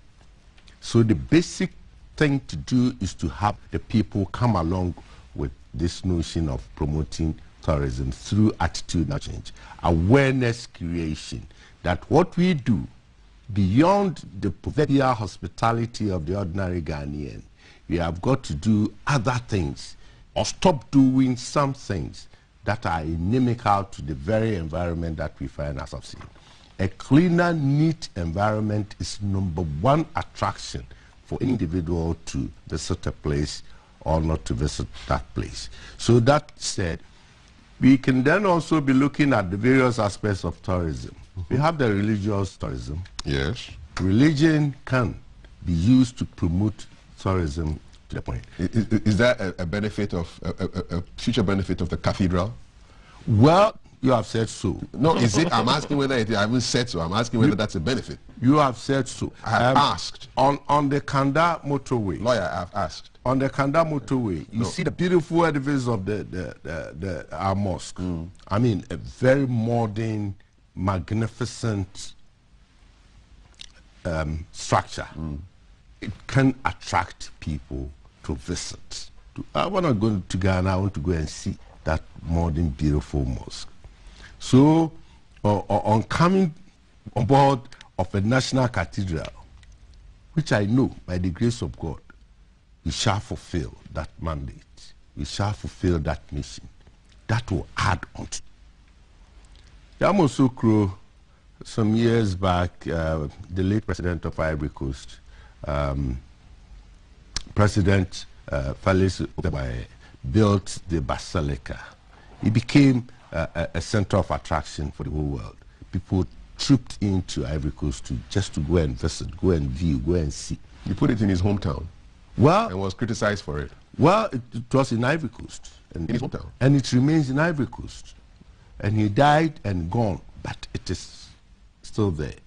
It belongs to the nation. It belongs to the people. Disregard where it is. You build it in Accra. The mosque is in Accra. Basilica will be in Accra. Accra is somebody's hometown. My hometown is far away down at Debeba Kumasi there. And the nearest is at Amanokru Mekwapim here. You understand? But I am part and parcel of it. It's Ghana. So religious tourism? Religious tourism. What other tourism? Religious tourism. So you know how much Saudi Arabia through Mecca pilgrimage, you know how much they make out of that? That's another thing to talk about. Good. Then Israel. Israel, the visit of the tombs and other religious edifices that people troop into, the paying pilgrimage and all that. That is one thing.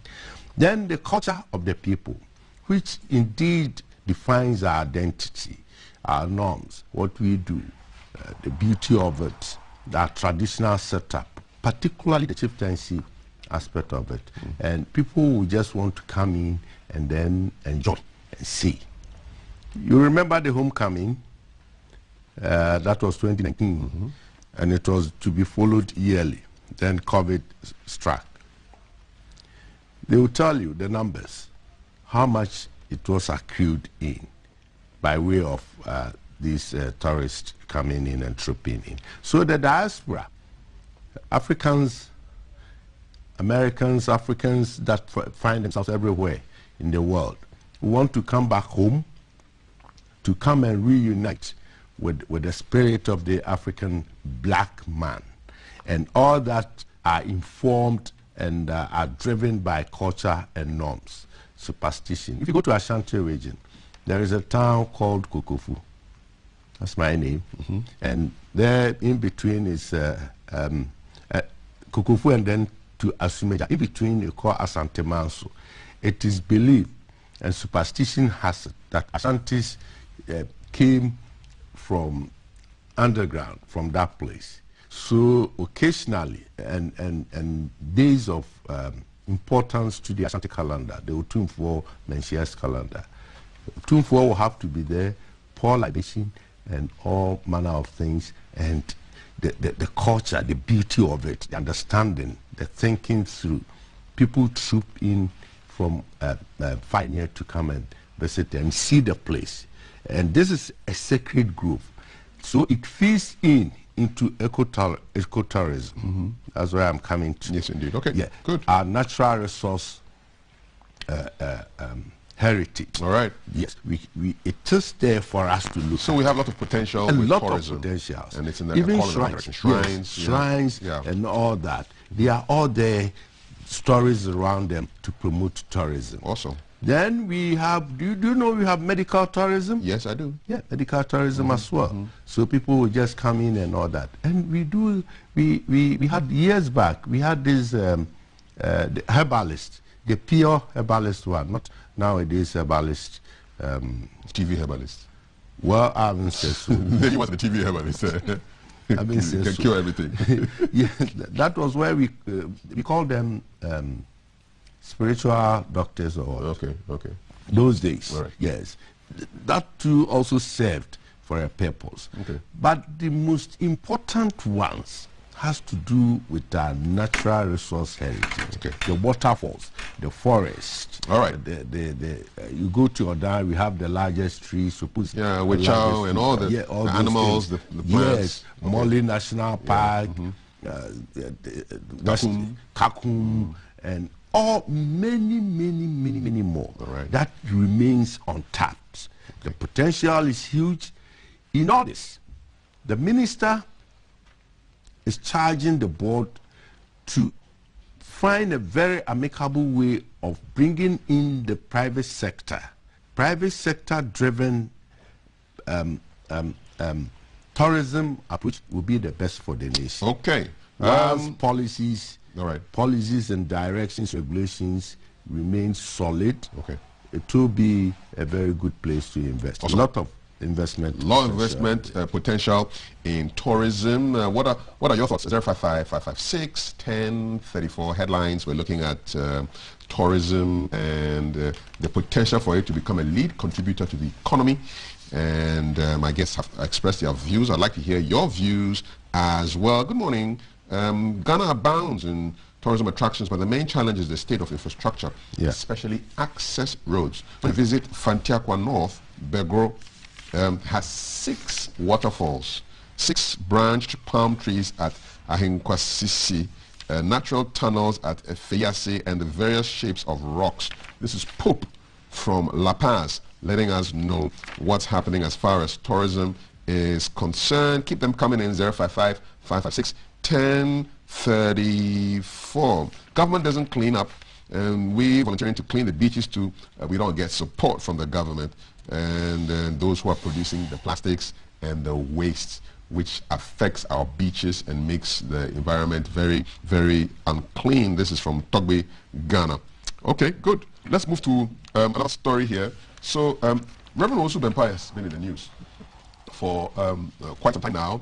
He and his chaps went and allegedly assaulted another person and one agrada, and assaulted the police also in the process, and they were hauled before court. The man was given 1 week's stay, as a guest of the Ghana police.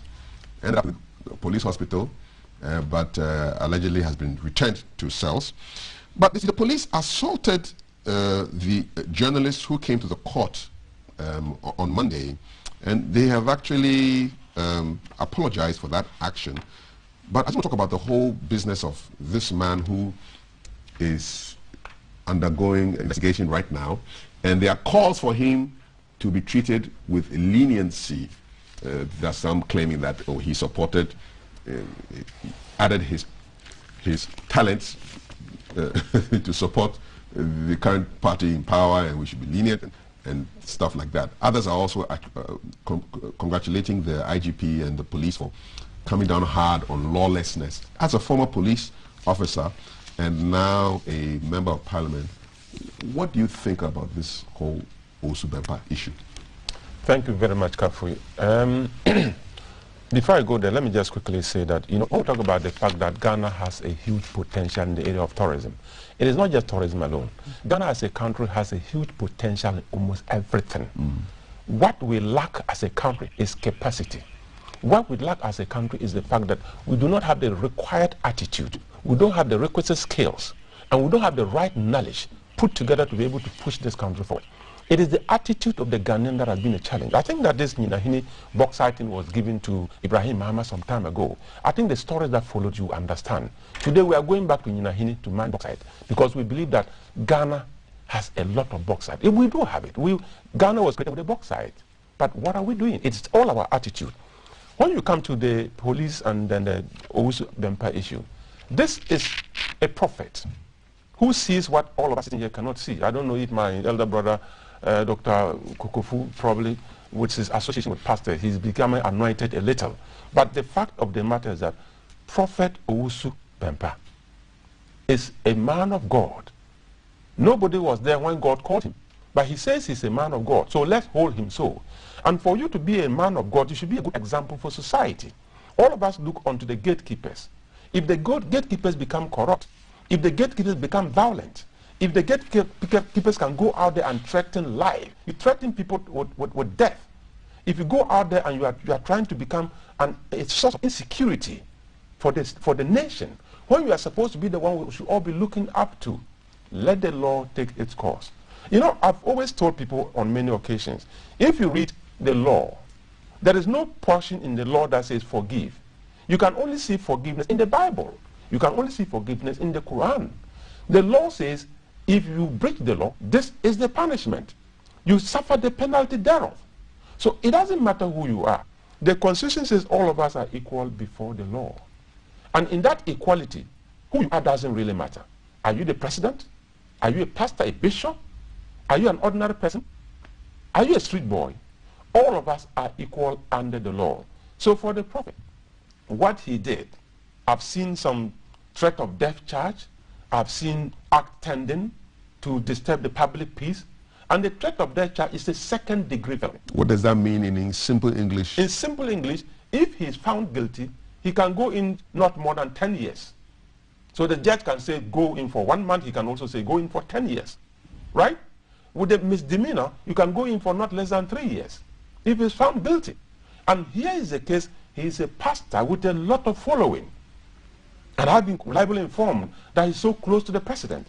And that is how come I even expect him to have demonstrated a little bit of responsibility.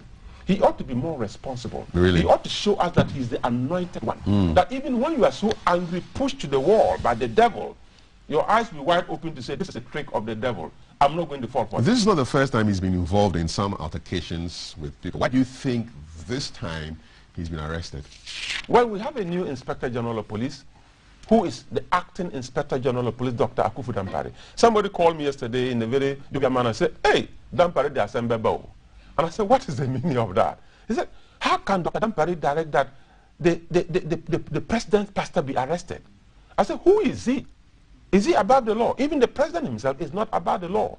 He might be enjoying some immunity, but there is nobody in this country who is above the law. Is his arrest now an indictment of the leadership of the police in the past? No. Why couldn't they arrest him when he misbehaved? Well, you see, leadership have styles.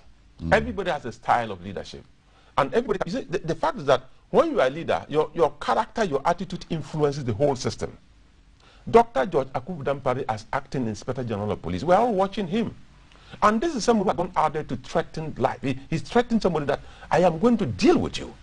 That threat of death is dangerous. And this is a very powerful person in society, a very knowledgeable person, a very renowned gospel preacher.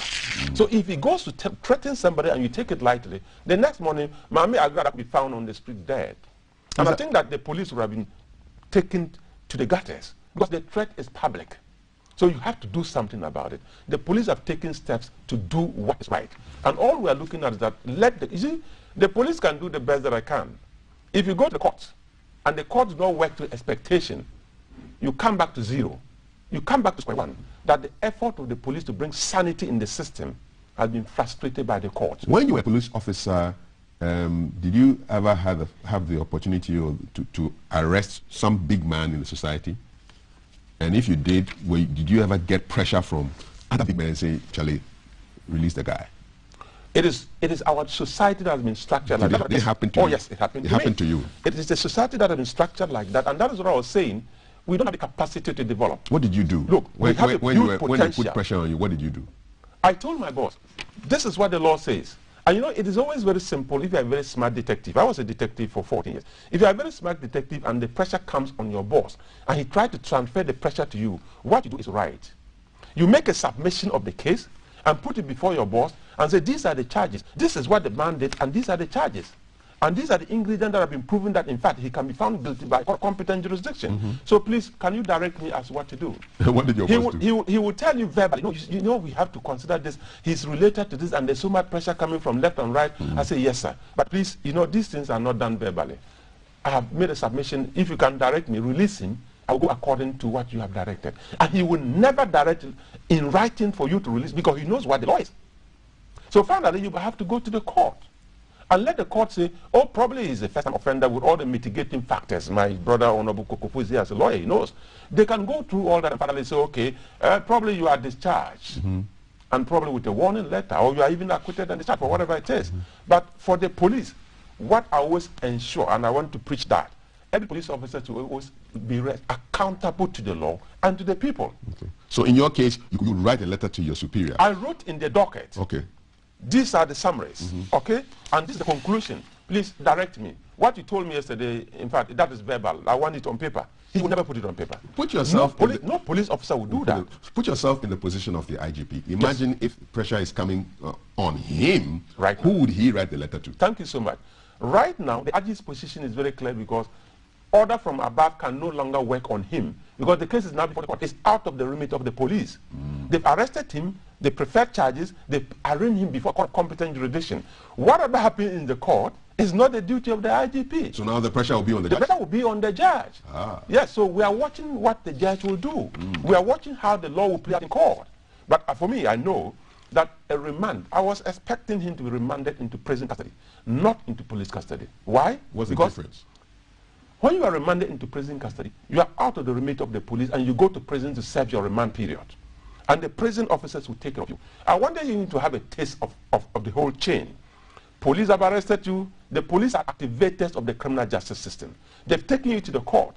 The court have remanded you. They should have remanded him into prison custody. Then he goes to prison. Why do you want him to taste prison? No, I want him to take prison because he's a very influential personality in society. And when he comes out of all these things, I'm sure his lifestyle will change. His preaching style will change. The way he believes in God will actually will be enhanced to the point that Ghana can benefit from him as a prophet of the nation. Were you surprised that he took ill so suddenly and ended up in police hospital? No, we are all human beings. You can fall sick at any point in time. But I was really surprised that people are saying, why should he be sent back to the police station? If you are sick and you go to the hospital and they check and see that you are okay, if you are okay, you go home. But your home, as at now, is a police cell. Right. So you go back to the police cell. There's nothing wrong with that. Well, was his quick recovery a surprise to you? I mean, after one day, he recovered and went back to police. Probably somebody can have even BP, and out of the stress that he has gone through, the BP can rise. Yeah. And they can admit you within 2-3 hours. If it becomes normal, they'll release you to go back to cells. Okay. So the fact that he's gone back to cells shows that the doctors understand that life is precious and he can serve his remand in cells. If it was something that he ought to be kept at the hospital, they would have kept him there. People are saying that he feigned sick. I don't believe so. If he was feigning sick, we will all get to know. But the fact that he's gone to the hospital, he's been attended to, treated, and discharged, it tells you that he's a normal person. Let's allow him to get back to cells and enjoy the period that he's been remanded. Okay. Within the period, you never know. He's a man of God. Probably within the police cells, he could have some positive impact to save his soul in cell. Okay? And that's why I wanted him to go to a larger domain, the prisons. You go to a larger domain, the remand prison is a place for you to be. And you go and see it. Probably because you are close to the president. When you come out, from the police cells. You're a prison reform ambassador. Yes, I mean, you can be an ambassador. You can push the president to understand that, listen, everybody is a potential criminal and everybody is a potential prisoner, whether remand prisoner or convicted prisoner. Everybody has the potential to be there. Let's provide the necessary facilities to ensure that the purpose of a prison, right? The purpose of the prison to reform is something that we have to take serious as a nation. Quick point before I bring in Dr. Kokofu. Yes. There were some who were thinking that, okay, so when he went to the police hospital, he was basically going to chill there. I mean, what happens when they send you to the police hospital when you are in police custody? Are you cuffed? Is there a police officer by your bed? What happens there? Under normal circumstances, if you get to the police hospital, depending upon the situation surrounding your case, the gravity of the case, and even the nature of the case itself, you could be handcuffed. And you know, police and people don't understand. You can be handcuffed in such a way that you will feel the pain. You can be handcuffed in such a way just to keep you attached to the bed that you cannot escape. So they handcuff you to your bed? Yes, they handcuff you to the bed. And when they handcuff you to the bed, what they're basically telling you is that we are letting you understand that even though you are out of the police cells, you are still under detention and you cannot move. If you want to pee? If you want to pee, they'll escort you to pee and come back. They provide with that human service. But you must be handcuffed. And the simple reason is that if you escape, you know what? Prophet Owusu-Bempah could just walk out of anger from the hospital and somebody can shoot and kill him right in front of the police. So it's for his own safety? It's for his own safety. We try to protect life and property. The life of Prophet Owusu-Bempah is so crucial to the police. Whatever they will do to protect his own life in police house, at the police hospital, until the court decides on the case, the police will do. How safe is he inside police custody? He's very, very safe. As safe as any other person in police custody. Okay. He's not a special person in police custody. He's just a remand prisoner. I think that he's met a lot of in the police cell. I've gotten a senior man. Okay, he's a pastor, but in the police cell you have a senior remand prisoner who is in there, who's probably the president of the cells, and he will demonstrate to him what authority is inside the cells. And I'm sure he's going to learn a lot when he comes out. For you to understand, when you are out of the world, in the world and you are enjoying yourself, there are some people in cells, and some of them probably very innocent people, wrongly arrested for whatever reason. Probably you pick a lot of stories out of cells and come out and become an ambassador for remand prisoners, an ambassador for people who are suffering jail terms unlawfully, and an ambassador for people who understand that our prisons are places that are supposed to be decent enough for human beings. Okay. Prisons are not for animals.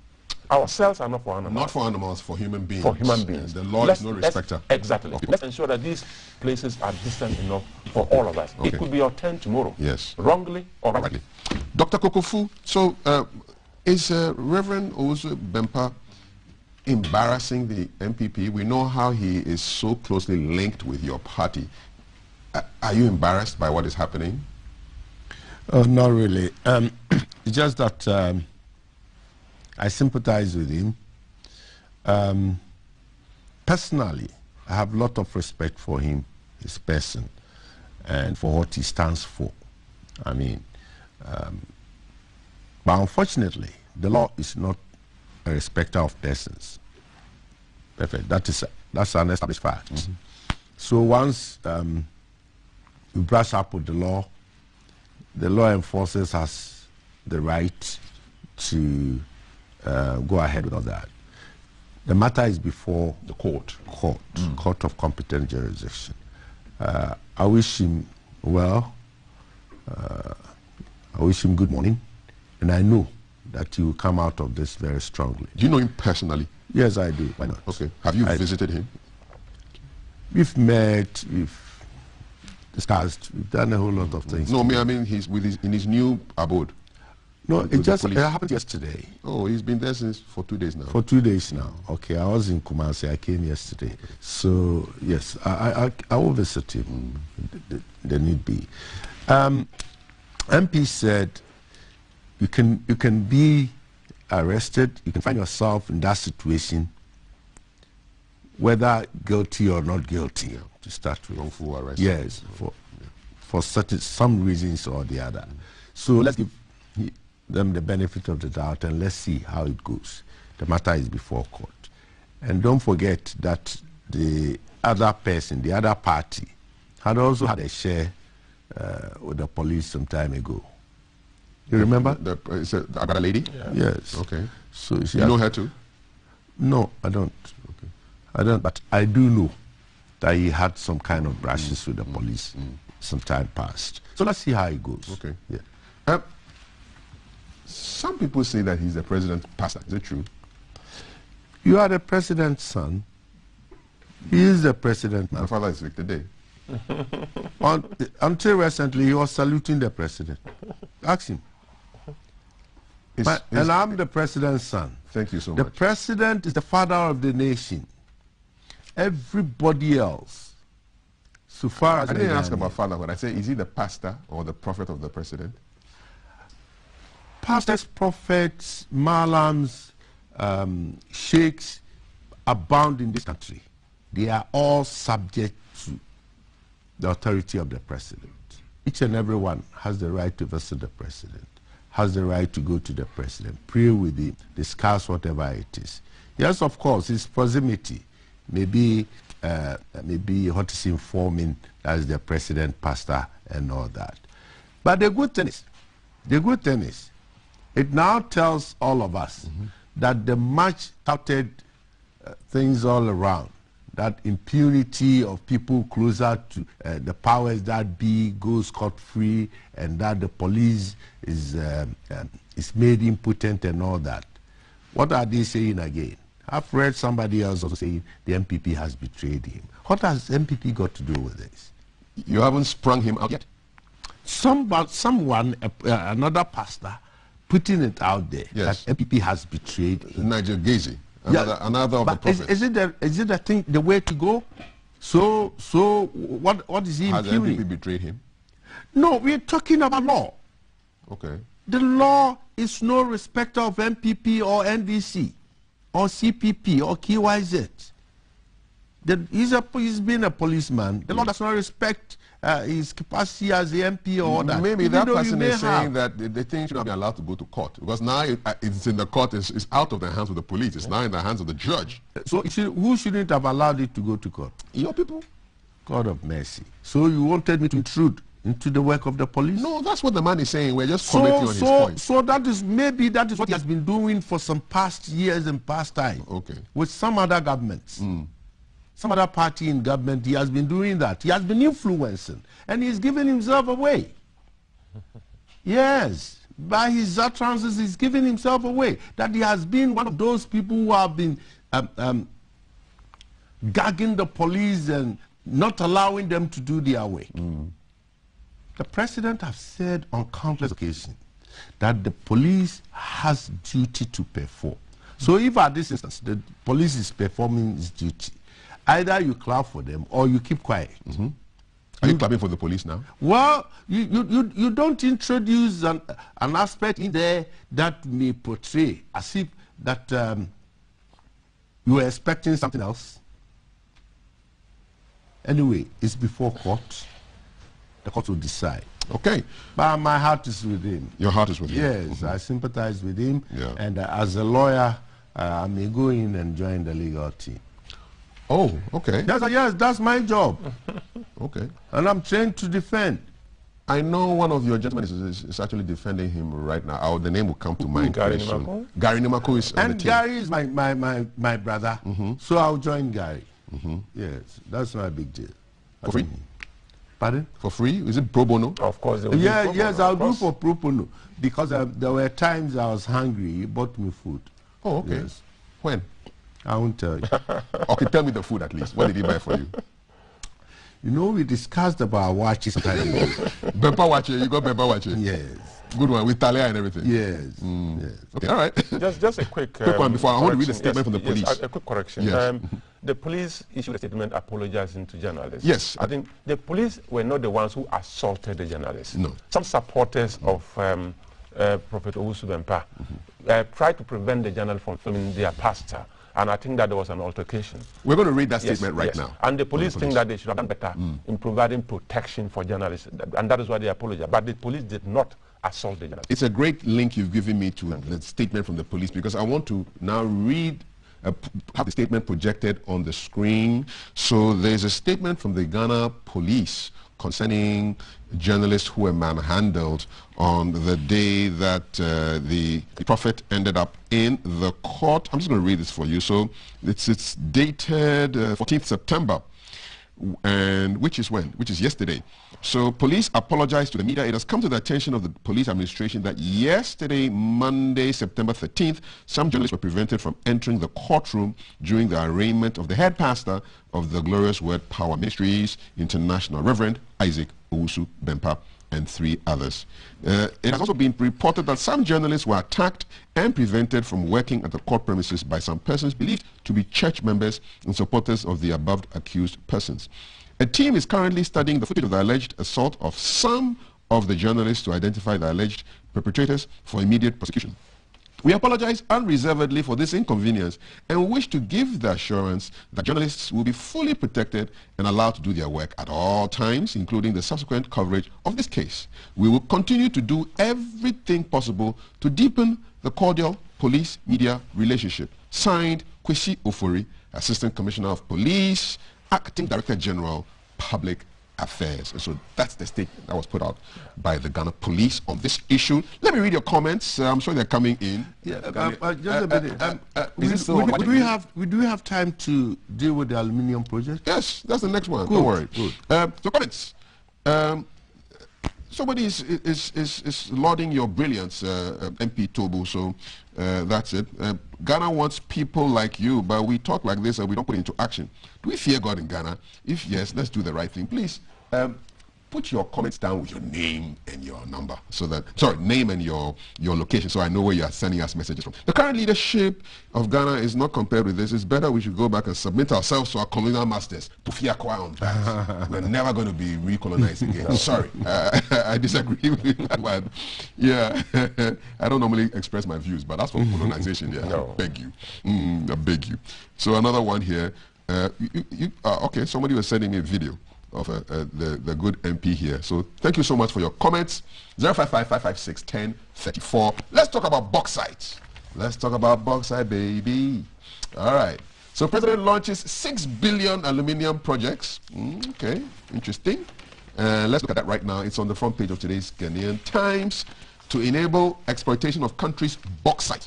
So President Akufo-Addo yesterday launched the Integrated Aluminium Industry Project in Accra for the development and utilization of the country's large bauxite deposits.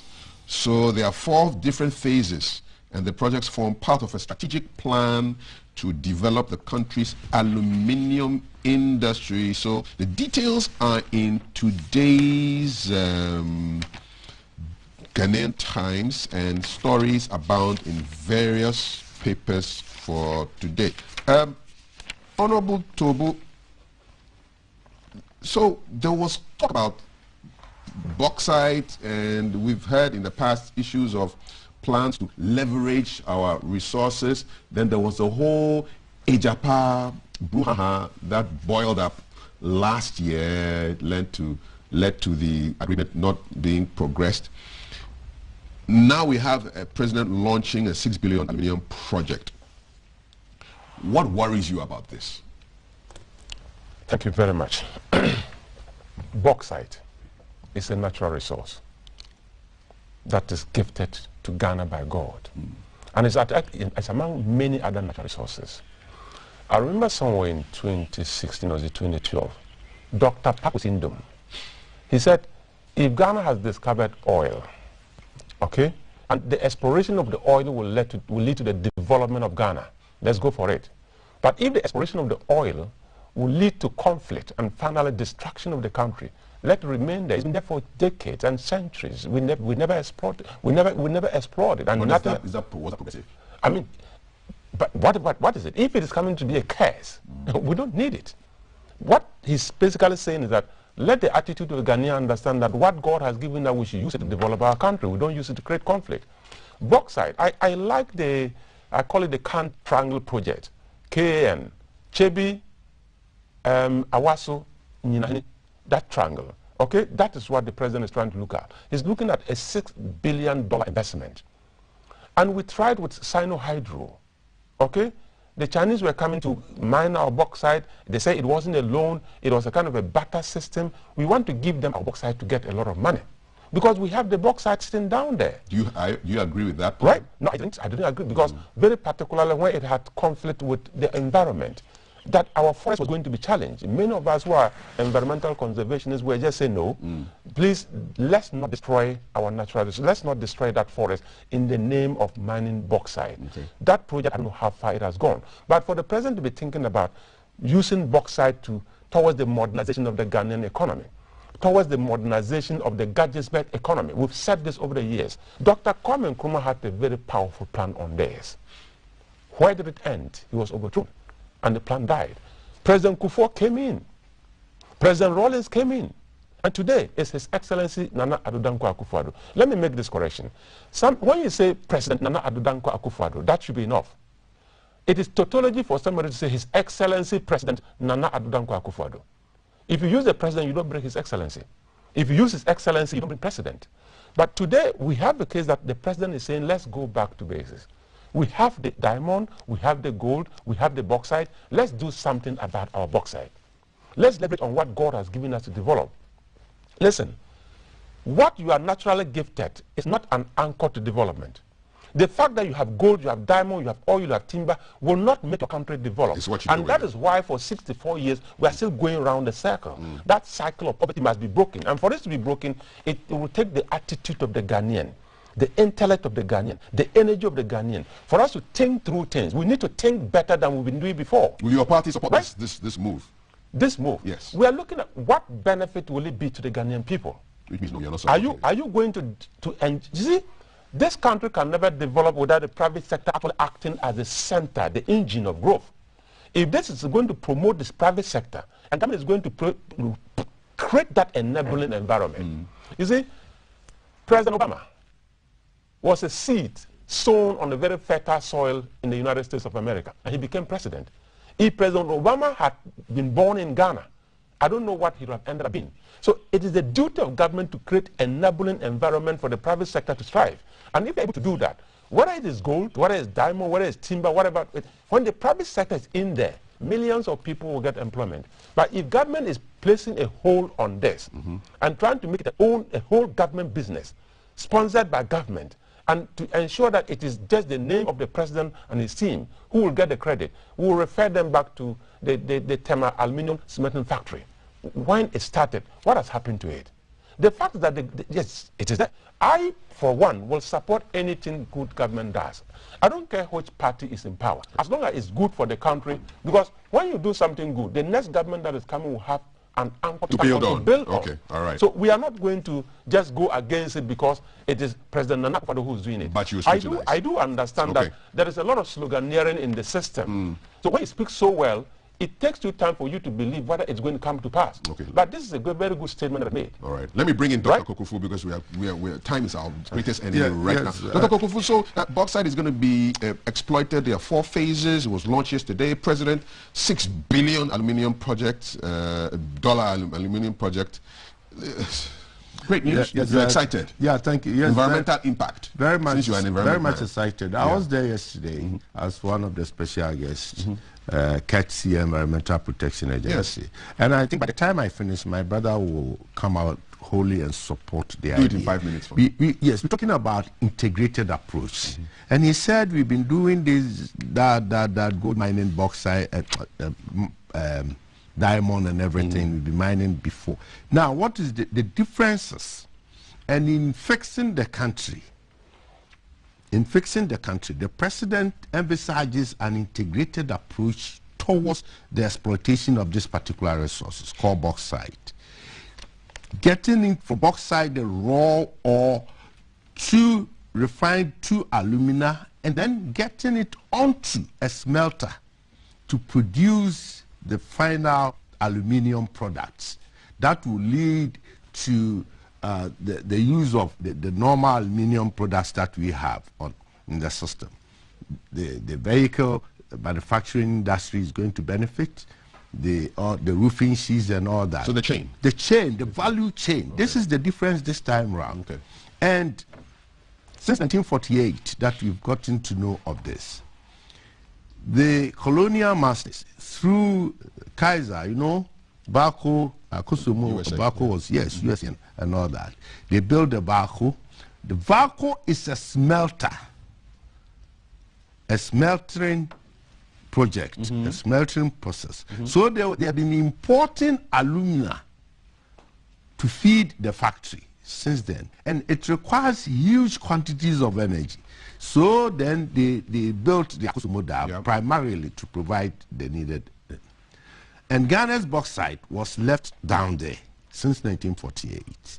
Now, what we seek to do is to exploit this raw bauxite, build refinery, for refinery to add value to become alumina, and then the alumina will be then sent to Baku, feed the smelter, and we get the finished product. Looks good on paper. What are the challenges? The challenges are that we must be positive in our thinking. The challenges are that we must be forthright going. The challenges are that we must be transparent in the way we allocate and exploit natural resources in this country. And that is what the president has summoned. What we did yesterday was to showcase the phase 2 of the project, the project 2. That has to do with Nyinahini mining. So it starts with mining, and then you refine the ore, and then it goes into smelter. So we have gotten a strategic partner company to undertake this. Is the money ready? Is the money ready? And thanks to God, it's a wholly Ghanaian company that won, and about 39 companies went into competitive bidding processes from abroad and from elsewhere, taking into cognizance the potential environmental hazards. Is the money ready? Yes, we at EPA, we played our part and collaborated with KNUST, a Faculty of Renewable Natural Resources. EPA contracted them to undertake what we call biodiversity integrity research for us, to see what really there is, the impact that may be caused, how we're going to ameliorate. And nobody should ever say that you cannot mine and mine responsibly with applying technology to ameliorate potential environmental disturbance. My question again, is the money ready? The money is ready. Well, I'm reading here that the project is going to cost $6 billion. It will be largely driven by private investors. Yes. Who are the private investors? How much money have they put I've told you that so is in phases. Project 2 is what we are tackling.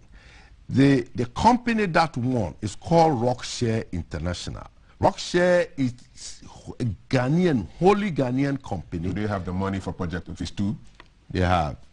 They have presented the financials, the technicals. That is why they won. They won out of 39 competitors. We'll leave it here. Thank you so much, gentlemen. So the good news is that we're out of time, sir. The value-added chain. Yes, indeed. We are departing from the old, where we be exporting only the ore. And you are doing it. I do believe that this will not become another PDS. I wish that. No, you see, gentlemen, thank you very much. The point is, Dr. Henry Kwabena mining is the Executive Director of the Environmental Protection Agency. So supported. And the Honorable Peter Lanchini Tobu is MP for Wa West constituency. I have been to Bantama, which is Honorable Kofu's constituency. I'm yet to go to Wa West. But I will go to Harcourt. And you see that is internal tourism. Yes, it is. Tourism. Oh, yes, definitely so. Yes. Very much so. Gentlemen, I really appreciate your time. You've added value to the conversation and lots of comments on the WhatsApp 05555561034. Let's go to the ground. Let's do some small domestic tourism by way of a report from an area in the Greater Accra region where our man Alan is standing by to report. Alan, good morning once again. Where art thou? Hi, good morning. Welcome to Odona Kafui and your panel. Good morning to Honorable Tobu and Honorable Kokofu.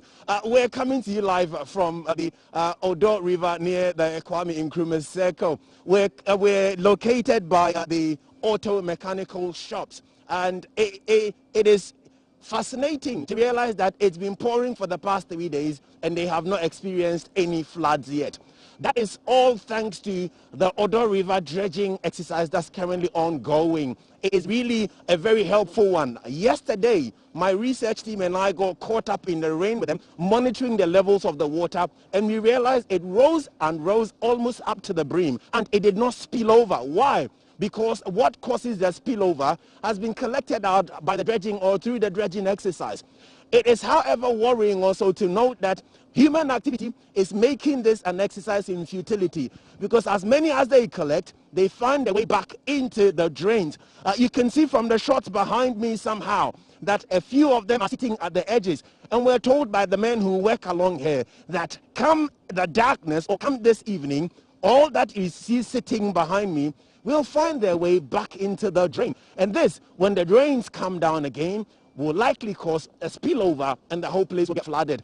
I spoke to a few men. We managed to interact with them since yesterday, and some of them has agreed to speak to camera. I'm going to bring on Chairman. His name is Chairman Honorable. He will speak to me, and then another will join us, and we take the conversation from there and find out what we can do to stop this spillage and this rubbish getting their way back into the drain. Chairman Honorable, good morning, Mark. Morning. Chairman Honorable, if we say a tea got a minimum second, you to a farmer. And if we say a tea got a in saying, so to fire view.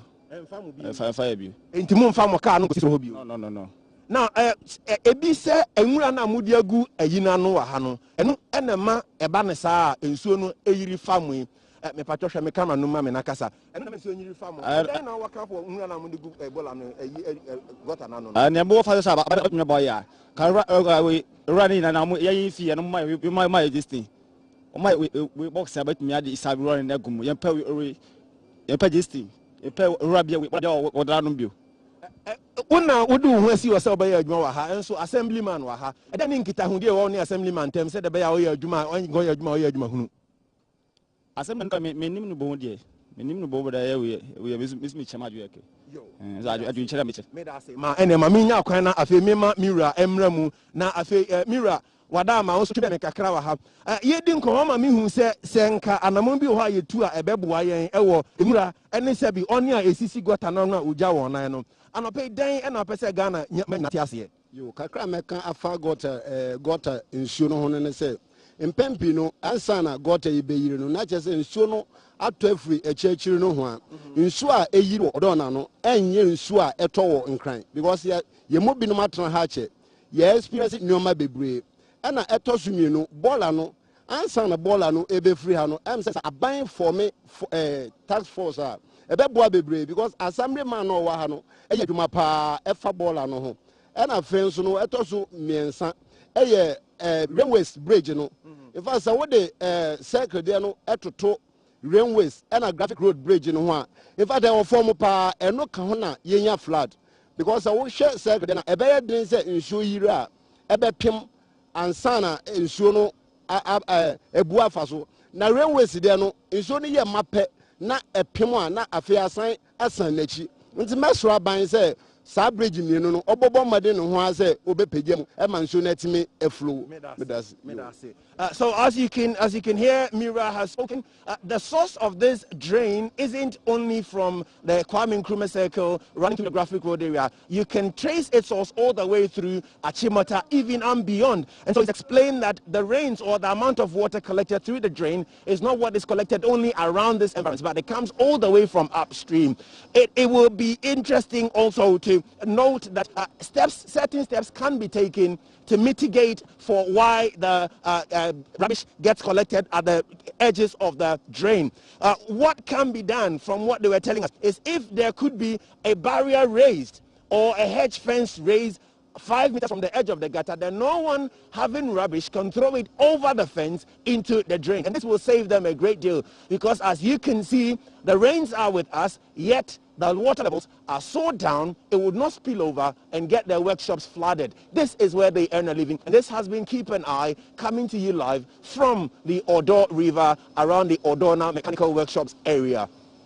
Back to you, Kafu, in the studio. Yeah, thank you very much, Alan. And I can give you the word that Dr. Kokofu, the Executive Director of the Environment Protection Agency, says he'll be sending his team over there. He took a great interest in your report. So hopefully we'll get some input from the EPA and we'll report on this later on. Thank you very much for the good job as always, reading some of your comments here, 055-556-1034.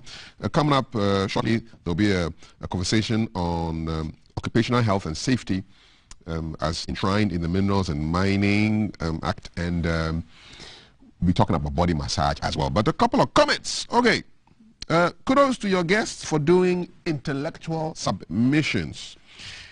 And you can't understand why a police officer would join a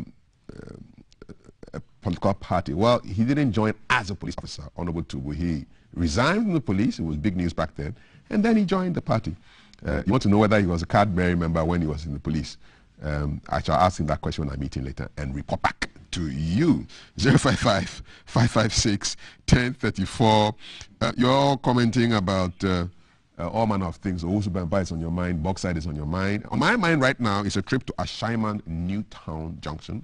My friend, brother, and your buddy, Jay, is standing by. Jay, what's going on there? I hear the road is interesting, to say the least.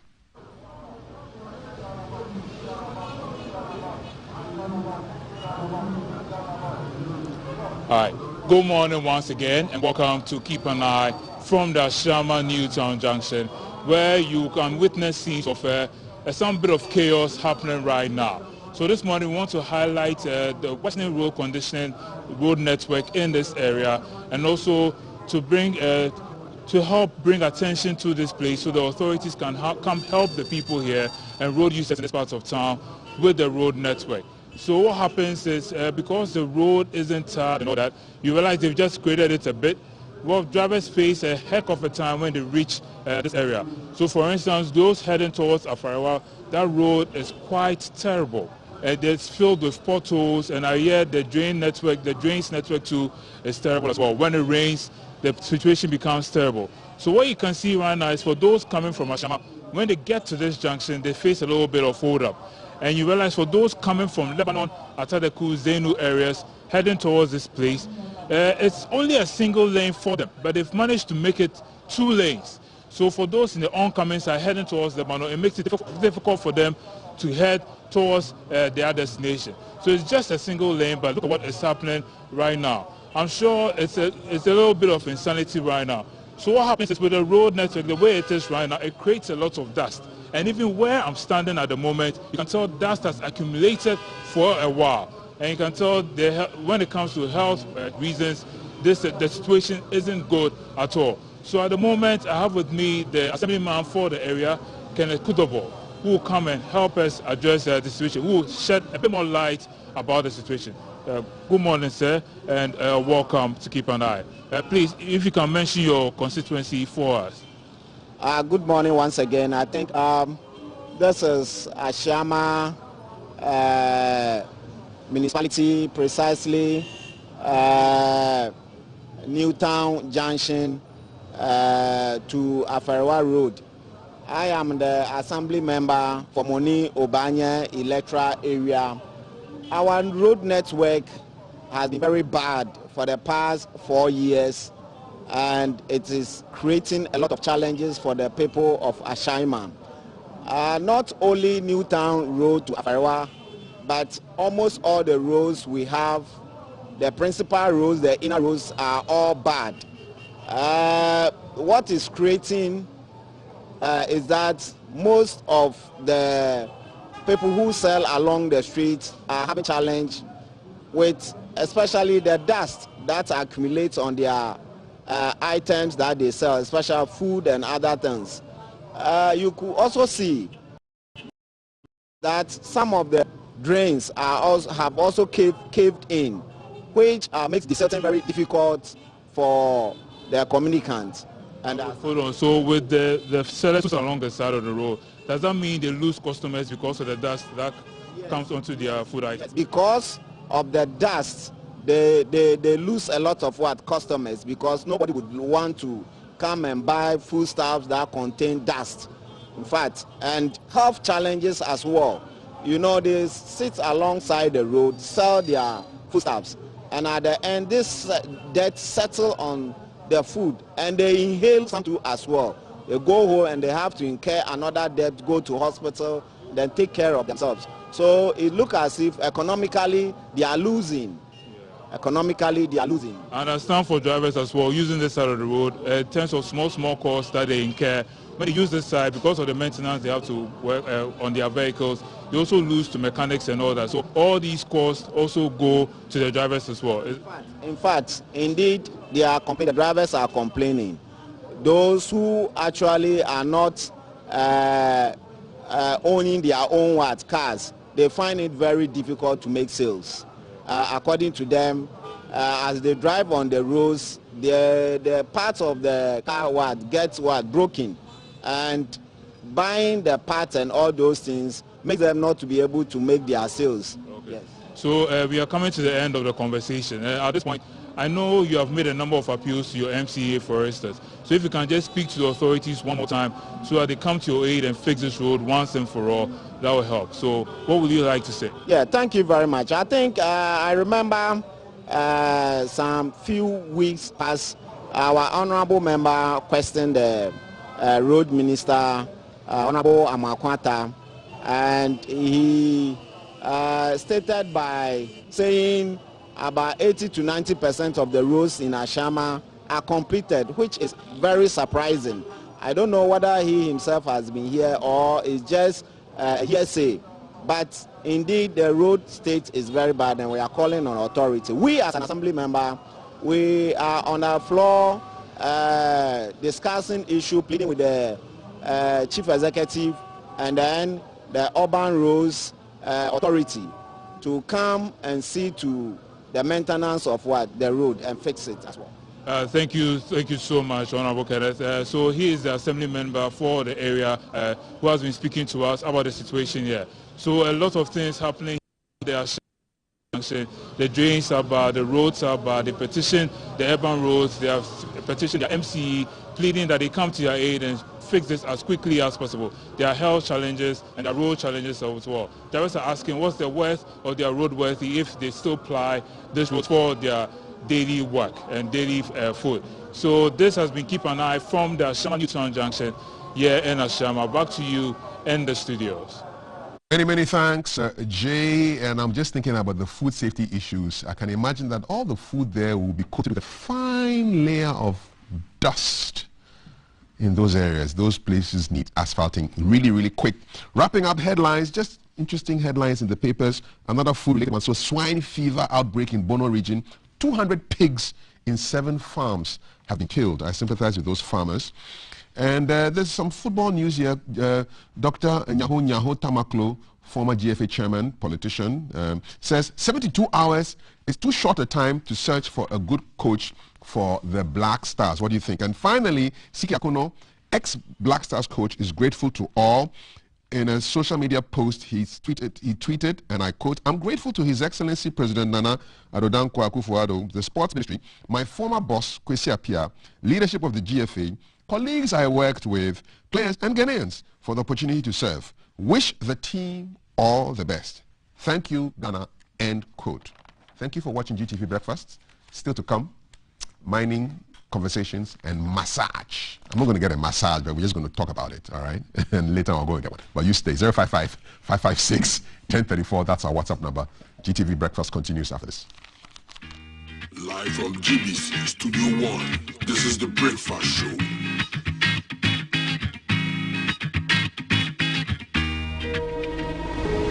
Studio 1, this is The Breakfast Show.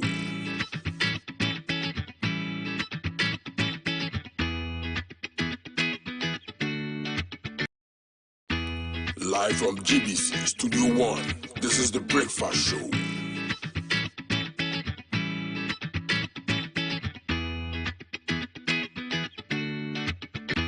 Live from GBC Studio 1, this is The Breakfast Show.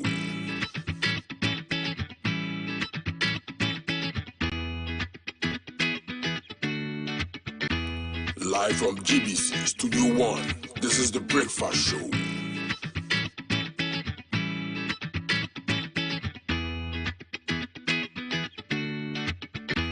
Live from GBC Studio 1, this is The Breakfast Show.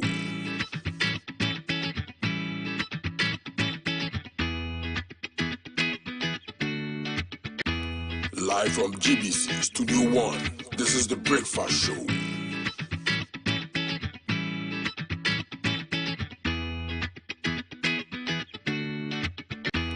Live from GBC Studio 1, this is the Breakfast Show.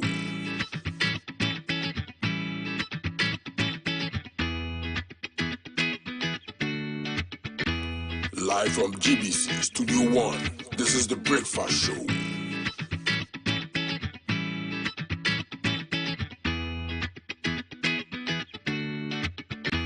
Live from GBC Studio 1, this is the Breakfast Show.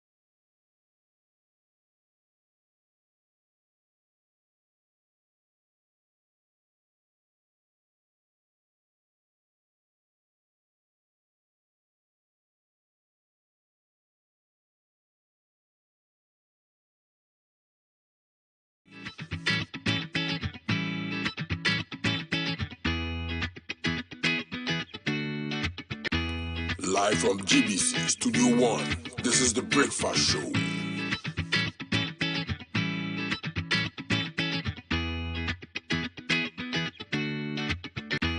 Live from GBC Studio 1, this is the Breakfast Show.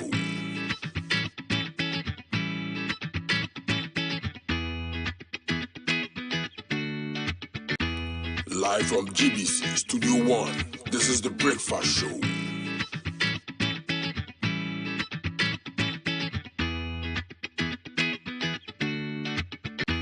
Live from GBC Studio 1, this is the Breakfast Show.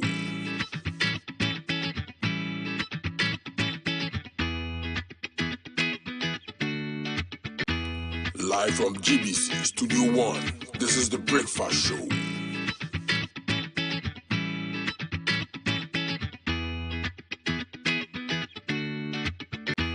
Live from GBC Studio 1, this is the Breakfast Show.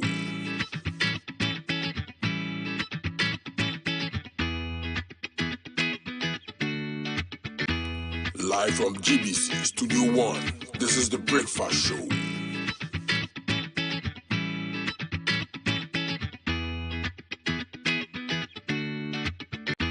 Live from GBC Studio 1, this is the Breakfast Show.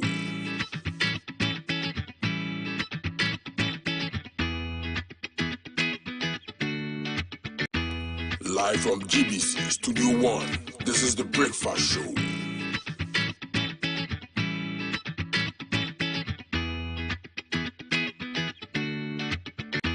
Live from GBC Studio 1, this is the Breakfast Show.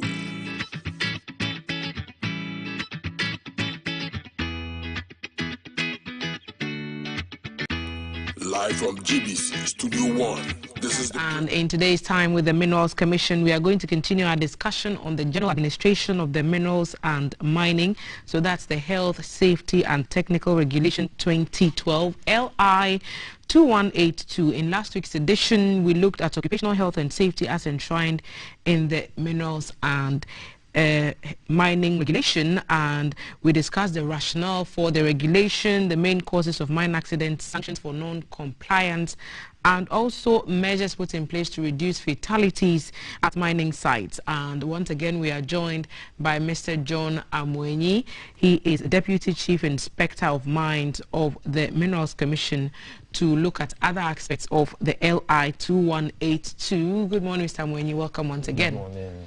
Last week we had the conversation, we spoke about what the regulations were and the sanctions for non-compliance, like we've said before. Today we are looking at the functions of the Inspectorate Division and what exactly they are put in place to ensure. So what are some of the functions that they have? What do they have to oversee? Okay, we first of all need to look at the law. Even the law that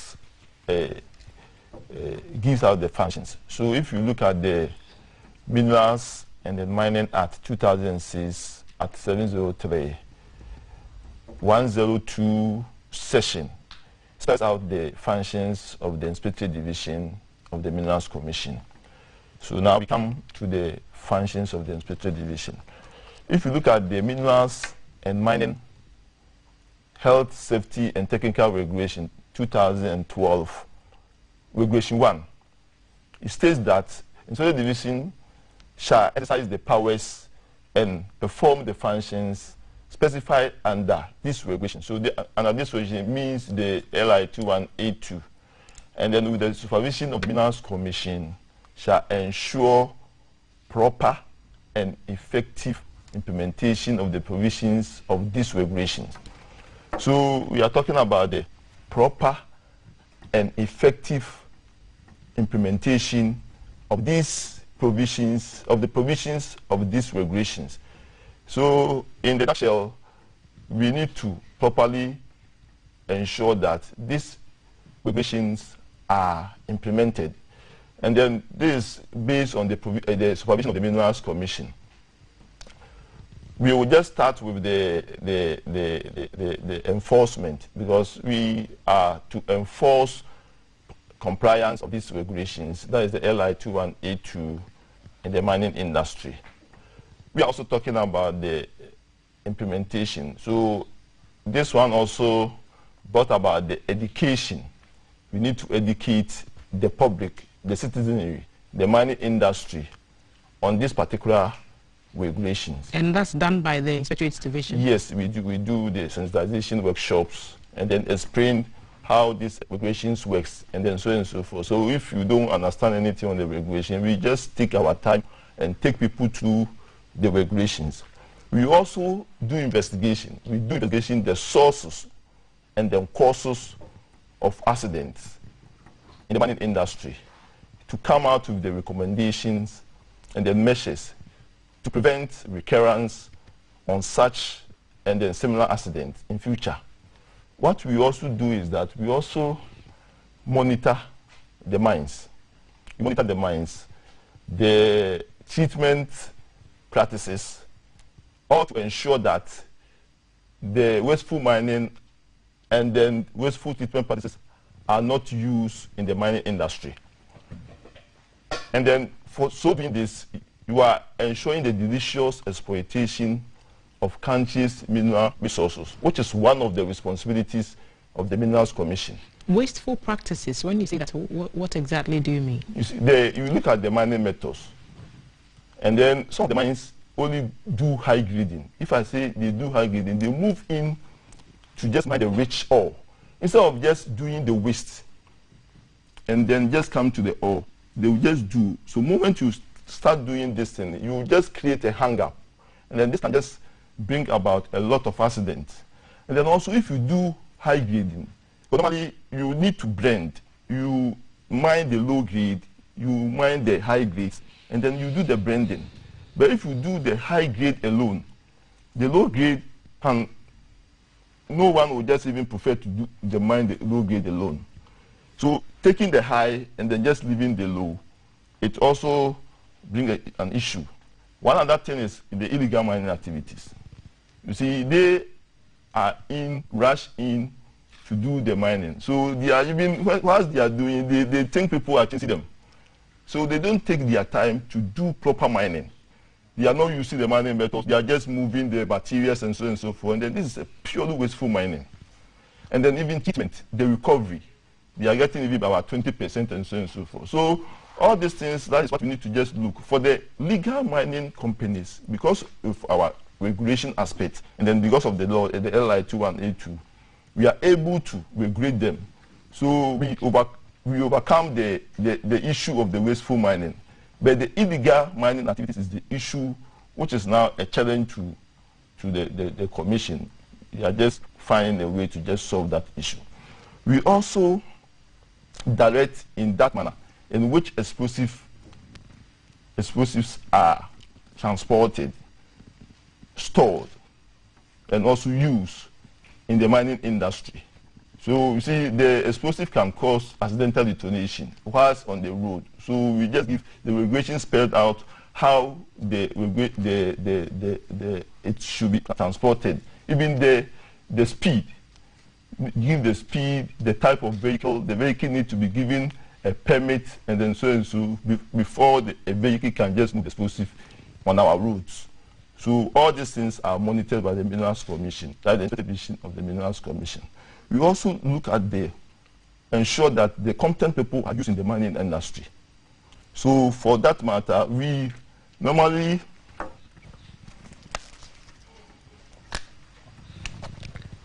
Okay, so we are spending some time with the Minerals Commission as we do every Wednesday morning, and today we are looking further at the regulation LI 2182.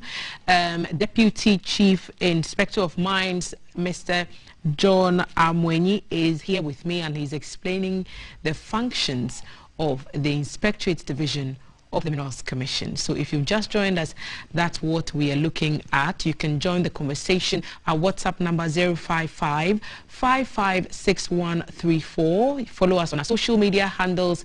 We're on Facebook, we are on Twitter, we are on Instagram, and also streaming live on YouTube. So send your questions and comments to us, and remember to use the hashtag GTV Breakfast. We are serving you sizzling helpings of breakfast a la carte, and let's continue the conversation. So we are talking about how you ensure that explosives are transported safely and also used safely at the mines, and you are going to make a point about another function of the division. The certification of the competent people, because we also need to ensure that those people working in the mining industry are competent.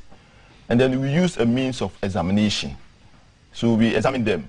And then basically we wanted to know their knowledge in this particular regulation. And then also how they will also observe these regulations in the mining industry. And also the best practice, the minimum safety standards, and then also the risk assessment. So we just examine them based on this, so that they will just go to the mines and ensure that things done in the mines are conform to these particular regulations. So you work under the Inspectorate Division then, yes, as Deputy Chief Inspector of Mines. Yes. What powers do you have as an inspector when you go to a mine to see to all these functions that you've tabled before us this morning? So as an inspector may enter into a mine at any reasonable time, being a day or in a night. Enter a mine, inquire, examine, inspect a mine in a manner that will not, or that does not unnecessarily impede or obstruct the workings of the mine. So you can just enter those mines. The inspector also can may examine, and then inquire into the state and condition of a mine or part of the mine, and of matters and things that pertain to the mine, in so far as they relate to the safety or health of the workforce of the mine, workforce employed in the mine, and also matters that relate to this regulation, in order to minimize any effects on this thing as far as the environmental is concerned. So when you go to a mine and you find that there have been wrong things being done or there are infractions where the law is concerned, what options are available to you? If infractions, we look at the particular regulation that has caused that infraction, and then we just look at the sanctions at that particular regulation. So if you go contrary to the regulation, we fine, or you put imposition in the form of fines to the mine. So give us an example of what those could be. If you look at it seems last week I even quoted one of the regulations for an inspector giving an instruction that maybe he has seen some unsafe condition, or he has seen some unsafe act going on. So he has just instructed the manager that this is unsafe act, so they should stop. You can just cause cessation of the mine. But if you refuse to stop, then you can just be sanctioned by disobeying a lawful order by the inspector. And then based on this, he can sanction you and pay a CD equivalent of $10,000 US. And if all that power rests with the inspector, I'm sure that the companies are not always happy with some of the sanctions that are slapped on them. Do they have the opportunity to ask for a re-look at the sanction or for the matter to be re-investigated? You see, we work in such a way that we give advice to the mining companies, we give technical advice, and then we also advise them in so many areas. But if you look at the regulation, they also have a way of appealing. So if you look at the regulation 4, the regulation 4 of LI 218 to give the opportunity for the operator to appeal on such decisions put on them or order.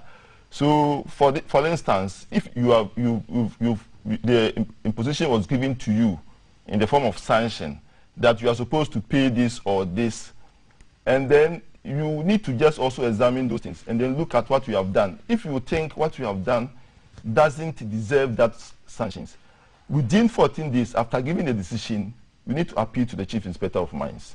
And what is if you appeal to the Chief Inspector of Mines, either you will send the decision or affirm the decision or validate the decision. Other option is that you can also make new decision. And we also have the third option. You also will assemble a panel of 3 general managers of the mining companies, appropriate mining companies, the 3 general managers of the mining companies to sit on that particular issue. And then what they will come out with is the final. But there is still, as you see, it's a regulation. So there is another opportunity. Even if they come out of this, and then you will still think you have a good case, you can just appeal to the Chief Executive of the Minerals Commission. In the form of review. So you review to the Chief Executive of the Minerals Commission. So that's the last option for this case. So if all these things happen and the law is working and we are abiding by all the rules, why do we still have cases of, for example, unsustainable mining? If you say unsustainable mining, unsustainable, like building a house with weak foundation. If you are talking about the unsustainable mining, that means they did not do more into the exploration. Because you need to do good exploration to be sure what you have gotten is economical.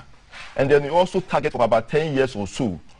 So like if you just have some, you've gone through your exploration, you've gotten some few ore bodies, which you think that ore body can just sustain you for about 10 years without doing more investigation into. So people will just jump in, they will start mining, and then eventually at a point, all this, and then gold diminishes or depletes. So at a point, one thing you can also do to sustain is, whilst mining, you still need to continue to do the exploration. So that you still, so what we advise the mining companies, once you are mining, you still continue to do your exploration to get some of the food, or that is what I would just do, to get some of the ore so that the mining becomes sustainable. So that is that. So like a burden, if your foundations are weak, you will started just building up, and then eventually the whole thing will collapse. So if you want to, the good mining, those people, the mining is purely strategic.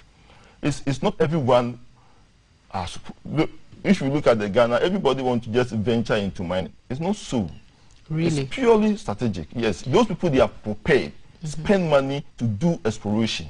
Okay, let's talk about exploration for a minute. So a company comes to you to say, okay, we've done some studies and we found that we can mine some minerals here. Yes. And then they take steps, I presume, from a layman's perspective, to acquire the concession, yes, to pay for it, and then they get the systems in place to start working, right? Yes. So what do they need to do to ensure from the beginning point that it will be sustainable, because they haven't even started prospecting to begin with? So how do they know that it's a viable venture? Unless we see that we have a companies, they do the prospecting and then they sell to other companies. That one is also there. And then you see, if you look at the mining cycle, from the exploration you move into the development, and then you get into the production, and then the processing, and then going to the closure of the mine. And then so this one, if the people, you have to come out of your feasibility studies. So based on your feasibility study, you will know that you actually have done the good thing, and then you have a target of about 10 years to work. See? All right. And we're also talking about environmental pollution. The Inspectorate Division is also meant to ensure that the companies also abide by the environmental provisions in the laws and the regulations laid down. So what happens to cases where there are infractions? Because even with legal mining, we know that reclamation efforts are a bit problematic now, and it's further compounded by illegal mining activities. The pollution, one thing I would say is that for the legal mining, like the post-reclamation bond, so the legal mining, we don't have much issue with it. And then the inspectors, because they also go to the mine to monitor all those things, it's very difficult to see a particular mine having this pollution and so on and so forth. All this pollution and so on and so forth is from the illegal mining activities. And then you will see, I cannot regulate illegality. The police cannot regulate armed robbers. We consider them as an armed robbers. So we need to find a way to eliminate these people, because they are causing a lot. You see, if you talk about the pollution, the water pollution, the soil pollution, we have a lot of pollution, the air pollution and so on and so forth. Like the noise and then so on and so forth. We try to just minimize this thing. And that's when it comes to the effects of mining activities on host communities, and that's one of the challenges with dust and noise and whatnot. That is the quarry aspect. Yes, okay. That's the quarry aspect. We are just doing it, trying to just do our best to minimize those things. Like you see, normally the people will just start, the operator will start the quarry at a very remote area, and then as the towns develop, they will just encroach these quarries. And then eventually they immobilize the quarry. That's another thing we need to just talk about this. We need to just talk, because you see, as a assembly or the district assembly and so on, we need to just demarcate where we can build up to. And then these are the natural resources we need to protect. The quarries now, most of the quarries are now going down because of encroachment. And then we see we are talking about a human being. If they build closer, it's very difficult for the operator to do the blasting, to do the noise and so. Initial, when it's coming, they will just, we will accommodate, we will just do this. But more, it will just get to the time, because a quarry is only a blasting that we can just use to break this material. And then we see we have what's being done to ensure that these sites are protected? Is it that the communities move closer to the quarry sites, or the fact that the sites are sited too close to residential quarters? The initial, as I was saying, I said normally these quarries started a far remote area, because we will go and do the inspection. If I will go and do the prospecting, we do the pre-permitting or pre-licensing inspection. You will go and do the pre-permitting, and then you will state the distance from the rock to the nearest community. I think it's about 1 kilometer. We have an exclusion zone of 500 meters. And then within about 2-3 years, people boarding cruiser. So this is what we need to ensure, that people don't board closer to these quarries. Because whatever if you build closer, now we have a technology. I went to Sweden. The technology within the 200 meters, people can blast, and there will not be anything will not happen. But we are not at that point. But we are just moving on slowly. But because of the cost, we took the electronic blasting, control blasting. We have a lot we have to just, because if you don't move in those direction, eventually we will. So what level of engagements have you done to make sure that we catch up with technologies as they exist elsewhere? Oh, we like for the community aspect, we are just doing, for we ourselves too, we are also planning how we just also assemble the mine. Normally we just call them for sensitization workshop. We go to the mines to educate them that they need to improve on their practices, because we are talking about the best practice. If you continue to use the non-electric blasting, it will come to a point you cannot blast again, because people are also boarding. They don't have any place to board. They need to just come closer. So if we can just improve our practices, like using electronic blasting, using a control blasting, so that the impact will not affect the community. Okay, final comments, Mr. Wenyi. So what I would say is that, especially the quarry industry, I want to just talk about the quarry industry. As 30 seconds. we need to be very careful. If we don't take care, we will lose most of our natural resources. So and then it will affect our building construction, it will affect our roads and so forth. So if there will be a way, I think we have the planners in various district assemblies. They need to ensure that we need to demarcate no go area, so that we allow these operators to just mine and get those materials for our road construction, because we are yet to, it will come to a point we will not even get a sand, and then we use the quarry dust to do this plastering and so on and so forth. But if we allow these natural resources to just go, we are dead. Right. Thank you so much for today's conversation. Mr. John Amoenyi is the Deputy Chief Inspector of Mines of the Minerals Commission. We've been looking further into LI 2182 and what it means for minerals and mining regulation in the country. That's the law that looks after the health, safety and technical aspects of mining in Ghana. And as we do every Wednesday, the Minerals Commission has educated us on what that entails. And we'll take a musical break, and when we come back, if you're thinking of ways to spice up your weekend, thinking of ways to relax, thinking of ways to just let go and, you know, just put your feet up for a while, then our next segment may be of importance to you, because we are thinking of all the ways that you can relax with a massage. And when we return from that commercial break, we'll be going into that studio session and we'll see what that experience is like. Stay with us. We'll be back.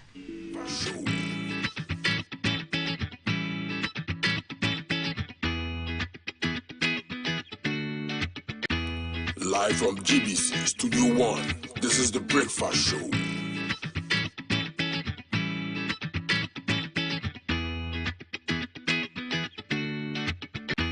Live from GBC Studio 1, this is The Breakfast Show.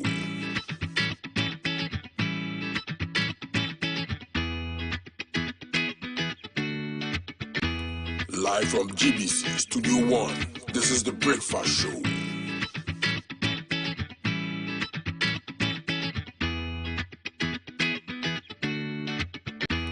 Live from GBC Studio 1, this is The Breakfast Show.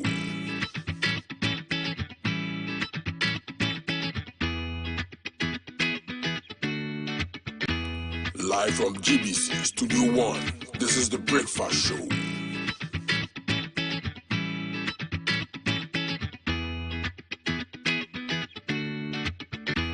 Live from GBC Studio 1, this is The Breakfast Show.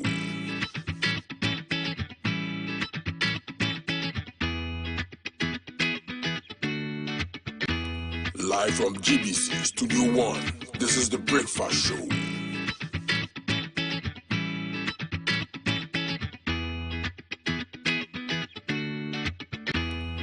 Live from GBC Studio 1, this is the Breakfast Show.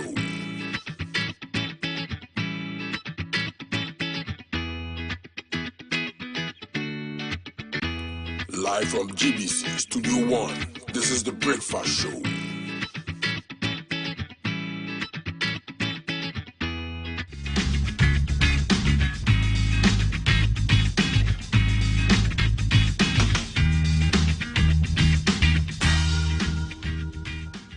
Six minutes to 9 GMT. And let me ask you this question.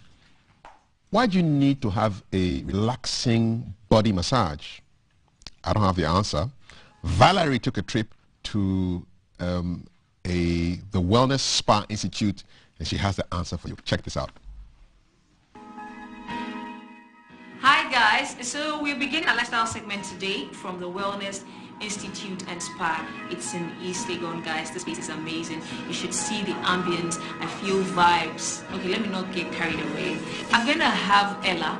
Ella is a masseuse who works for the Wellness Institute and Spa in East Legon, and she's going to tell us what to expect, why you need to come for a massage, when you need to come for a massage, and then whilst you're being massaged, the essential things we need to know. Hi Ella. Hi. Welcome, welcome. So Ella, you're standing by a shower. I'm sure my viewers want to know, why is there a shower in the massage room? First of all, it's good for everyone to shower before and after a massage.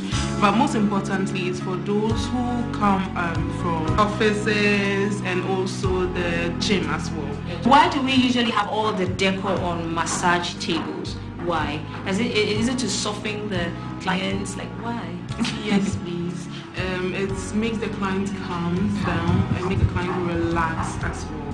Then another thing, I know that usually we put our faces in here. There's a hole in here. Is there any other reason why the hole is in here? Yeah, it's for breathing, and at the same time, it's a place where the client puts the face so that you feel comfortable. Yeah. Okay. Every massage parlor has this. Why? Yeah. Why? Because as a massage therapist or as a spa, when a client enters, or maybe when you get a walk-in, you need to make sure that all your treatment rooms are set and beautifully made. Yeah. So sort of invites us. Yes. The ambience is part of the invitation. Yes. Okay, and we have a couple of towels in here. Yes. So what kind of oils do you use? Hot oils, aromatic? Give us the 411. Assuming you have a gentleman, 6-foot man, who's tired, what sort of oils would you use? Okay, so we use shea oils. We also have grapeseed oil. We also have baobab. Most of the times, the baobab, I use it for those who are allergic, because we have people who are allergic to scented candles or strong scents. Okay. So you can blend them with essential oils. You can just use only the raw baobab, but the shea oil and the grapeseed, you can blend them with essential oils. So do you have clients who come in to specifically ask that I want maybe jasmine oil, tea tree oil? Do you have people with specific? Yes, please. Okay. Yes, do you usually have couples coming in? Yes. We have a couple room actually. So we're going to have Ella massage a male model. So while she's actually massaging him, then we can find out why she's touching his shoulder, which specific places to press, hard nudges, soft massages, and whatever. And then somewhere in between the show, this show is interactive. You can send in your comments. What was your experience the first time you went into a massage parlor? Are you a female? Are you male? Did you have a woman work on you? Did you have a man work on you? Send in all those conversations. We'll be right back. And in my dreams, I've kissed your lips.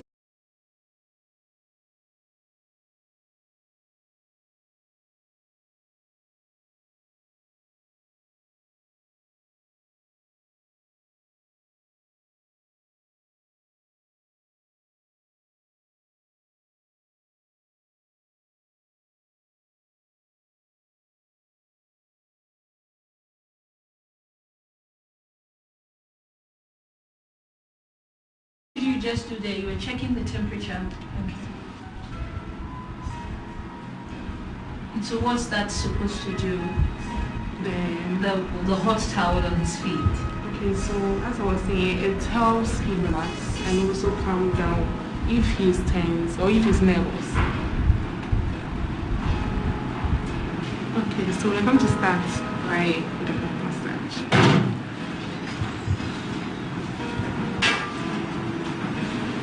see that you're massaging him through the towel. Why are you doing that? I'm just stretching his muscles before.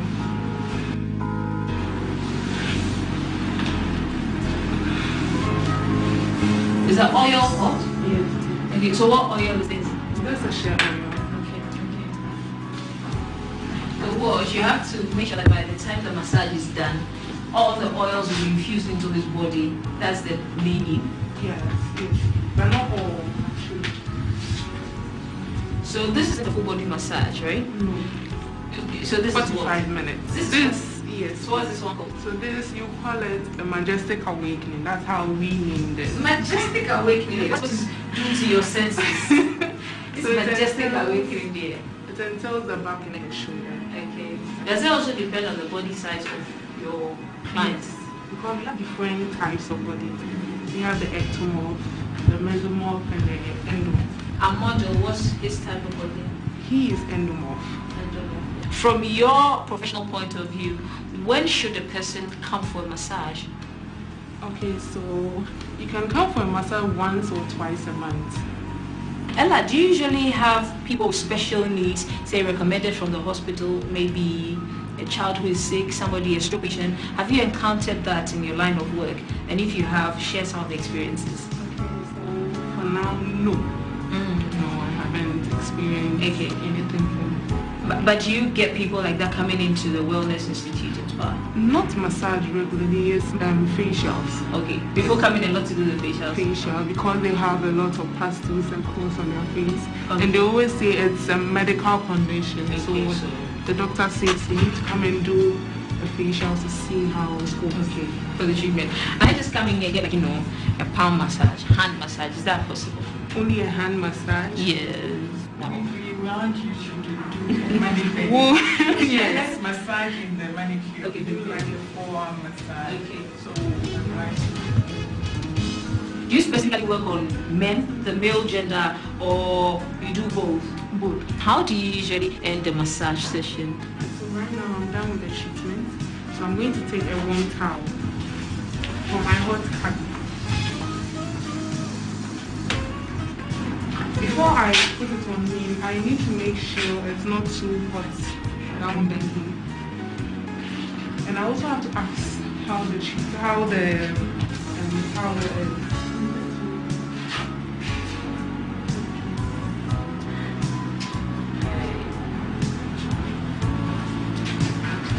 It looks very, very soothing.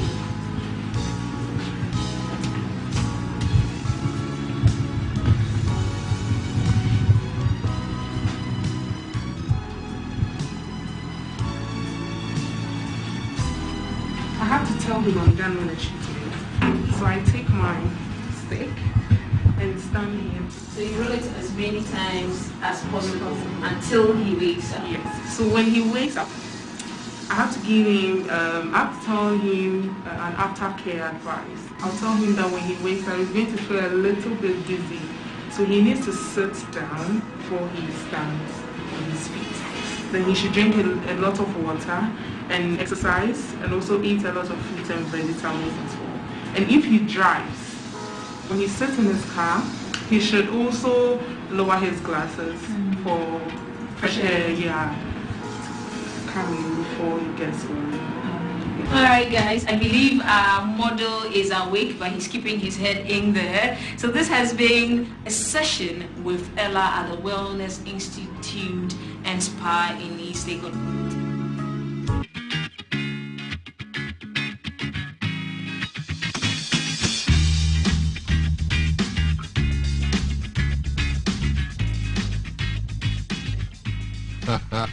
So, what a massage. I mean, it ended with the guy fast asleep. I mean, is that part of the deal? Are you supposed to sleep? We should ask him. People have enjoyed. And we are stuck in the studio. In cold air, freezing. We are in the wrong studio. We should be in the massage studio. Spa. Yeah. Wow, what a massage, man. Yeah. You're definitely getting one, aren't you? Oh, yes. What did you learn? That the back can be oiled quite nicely. The back can be oiled quite nicely. When you see what was happening with the guy's back? Why? What was happening? It was oiled nicely.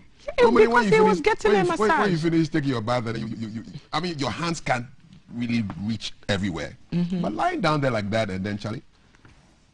That's why he had to fall asleep. On the freeway to happiness. He slept, lad. He slept. Imagine. He slept on the job. What a massage. Hashtag. Not excited. Please tell us what is happening. I wouldn't say excited. More like envious because. Oh, you want one, eh? Like we are all doing this job.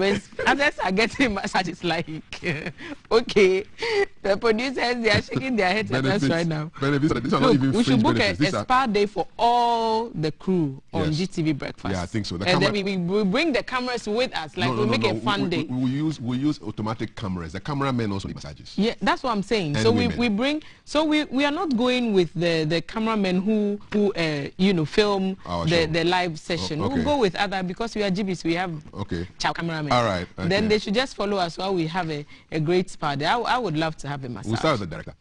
They'll start by massaging his Now beard. that you've said the director, let me say this. Do you know you can play games and check out your boredom? Join mybet.africa now and enter bonus code GTV for a bonus to play more games. Virtual soccer, MyBet League, spin to win, drops and wins, and other exciting games. Grab a 100% money back on the first lost bet placed after making a deposit. Truly. Join the truly Ghanaian home of betting now, mybet.africa, home of betting. So whilst you're thinking of booking your spa, maybe play a few games. 100% money back guarantee. I'm thinking of the conversations I had on headlines this morning. Okay. And the declaration by Dr. Kukufu that he's going to join the defense team for Reverend Owusu-Bempah. Hopefully he'll come back next week and we'll ask him how things are going. You know, yeah, quite interesting. No comment. Thank you. Even no comment is a comment. I mean, if we are feeling sympathies for the one who the police has placed under arrest, what about the one who received a threat, right? Who has been threatened, and does that person also receive sympathies as well? Because I personally think that it's not in anybody's place to maintain law and order but the police. Indeed. That's their mandate. So it's not up to you to make sure that even if I have done something wrong, you put me in my place. That's not your job. You're not the police. Exactly so. And the former police officer who was on the show today, I like his strategy. When people were putting pressure on him as a police officer, he would write down the facts of the case and present it to his boss. And say, boss, these are the facts. Look at it. Before you want us to see inside, these are the facts. And he also said, well, now the thing is in the court, so it's the judge now who will probably be under pressure. Yep. So more vim to the judge. And whilst we are on the topic of the Owusu-Bempah conversation, I mean to have people attacking journalists. I've personally been attacked in the line of duty when I was covering the voter registration exercise at Nkrumah Circle, and so I do not find that funny at all. It is in no way how any journalist wants to begin their day or end their day in any manner or form. So completely condemn that practice, and if anyone is seen, as there were videos circulating, those people should be brought to book. Journalists should feel safe, should not be intimidated in their line of work. No matter who you are, you are not above the law. Thank you very much. I'd love to see Thelma as a judge. Man. She would be really, really strict. I'll probably be a bad one. No, judge. For my own opinions. No. Like Judge Judy, don't you just love that? I love her, yeah. To be Judge Thelma. Sentence you to 1,000 years. Oh, alternative, ADR. I'll probably make a good idea. That's it. So, hey, that's our show, really. Shut up. So that's our show, really.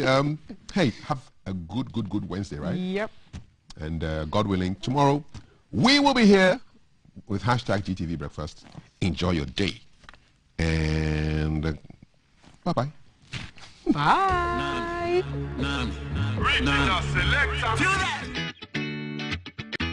Live from GBC Studio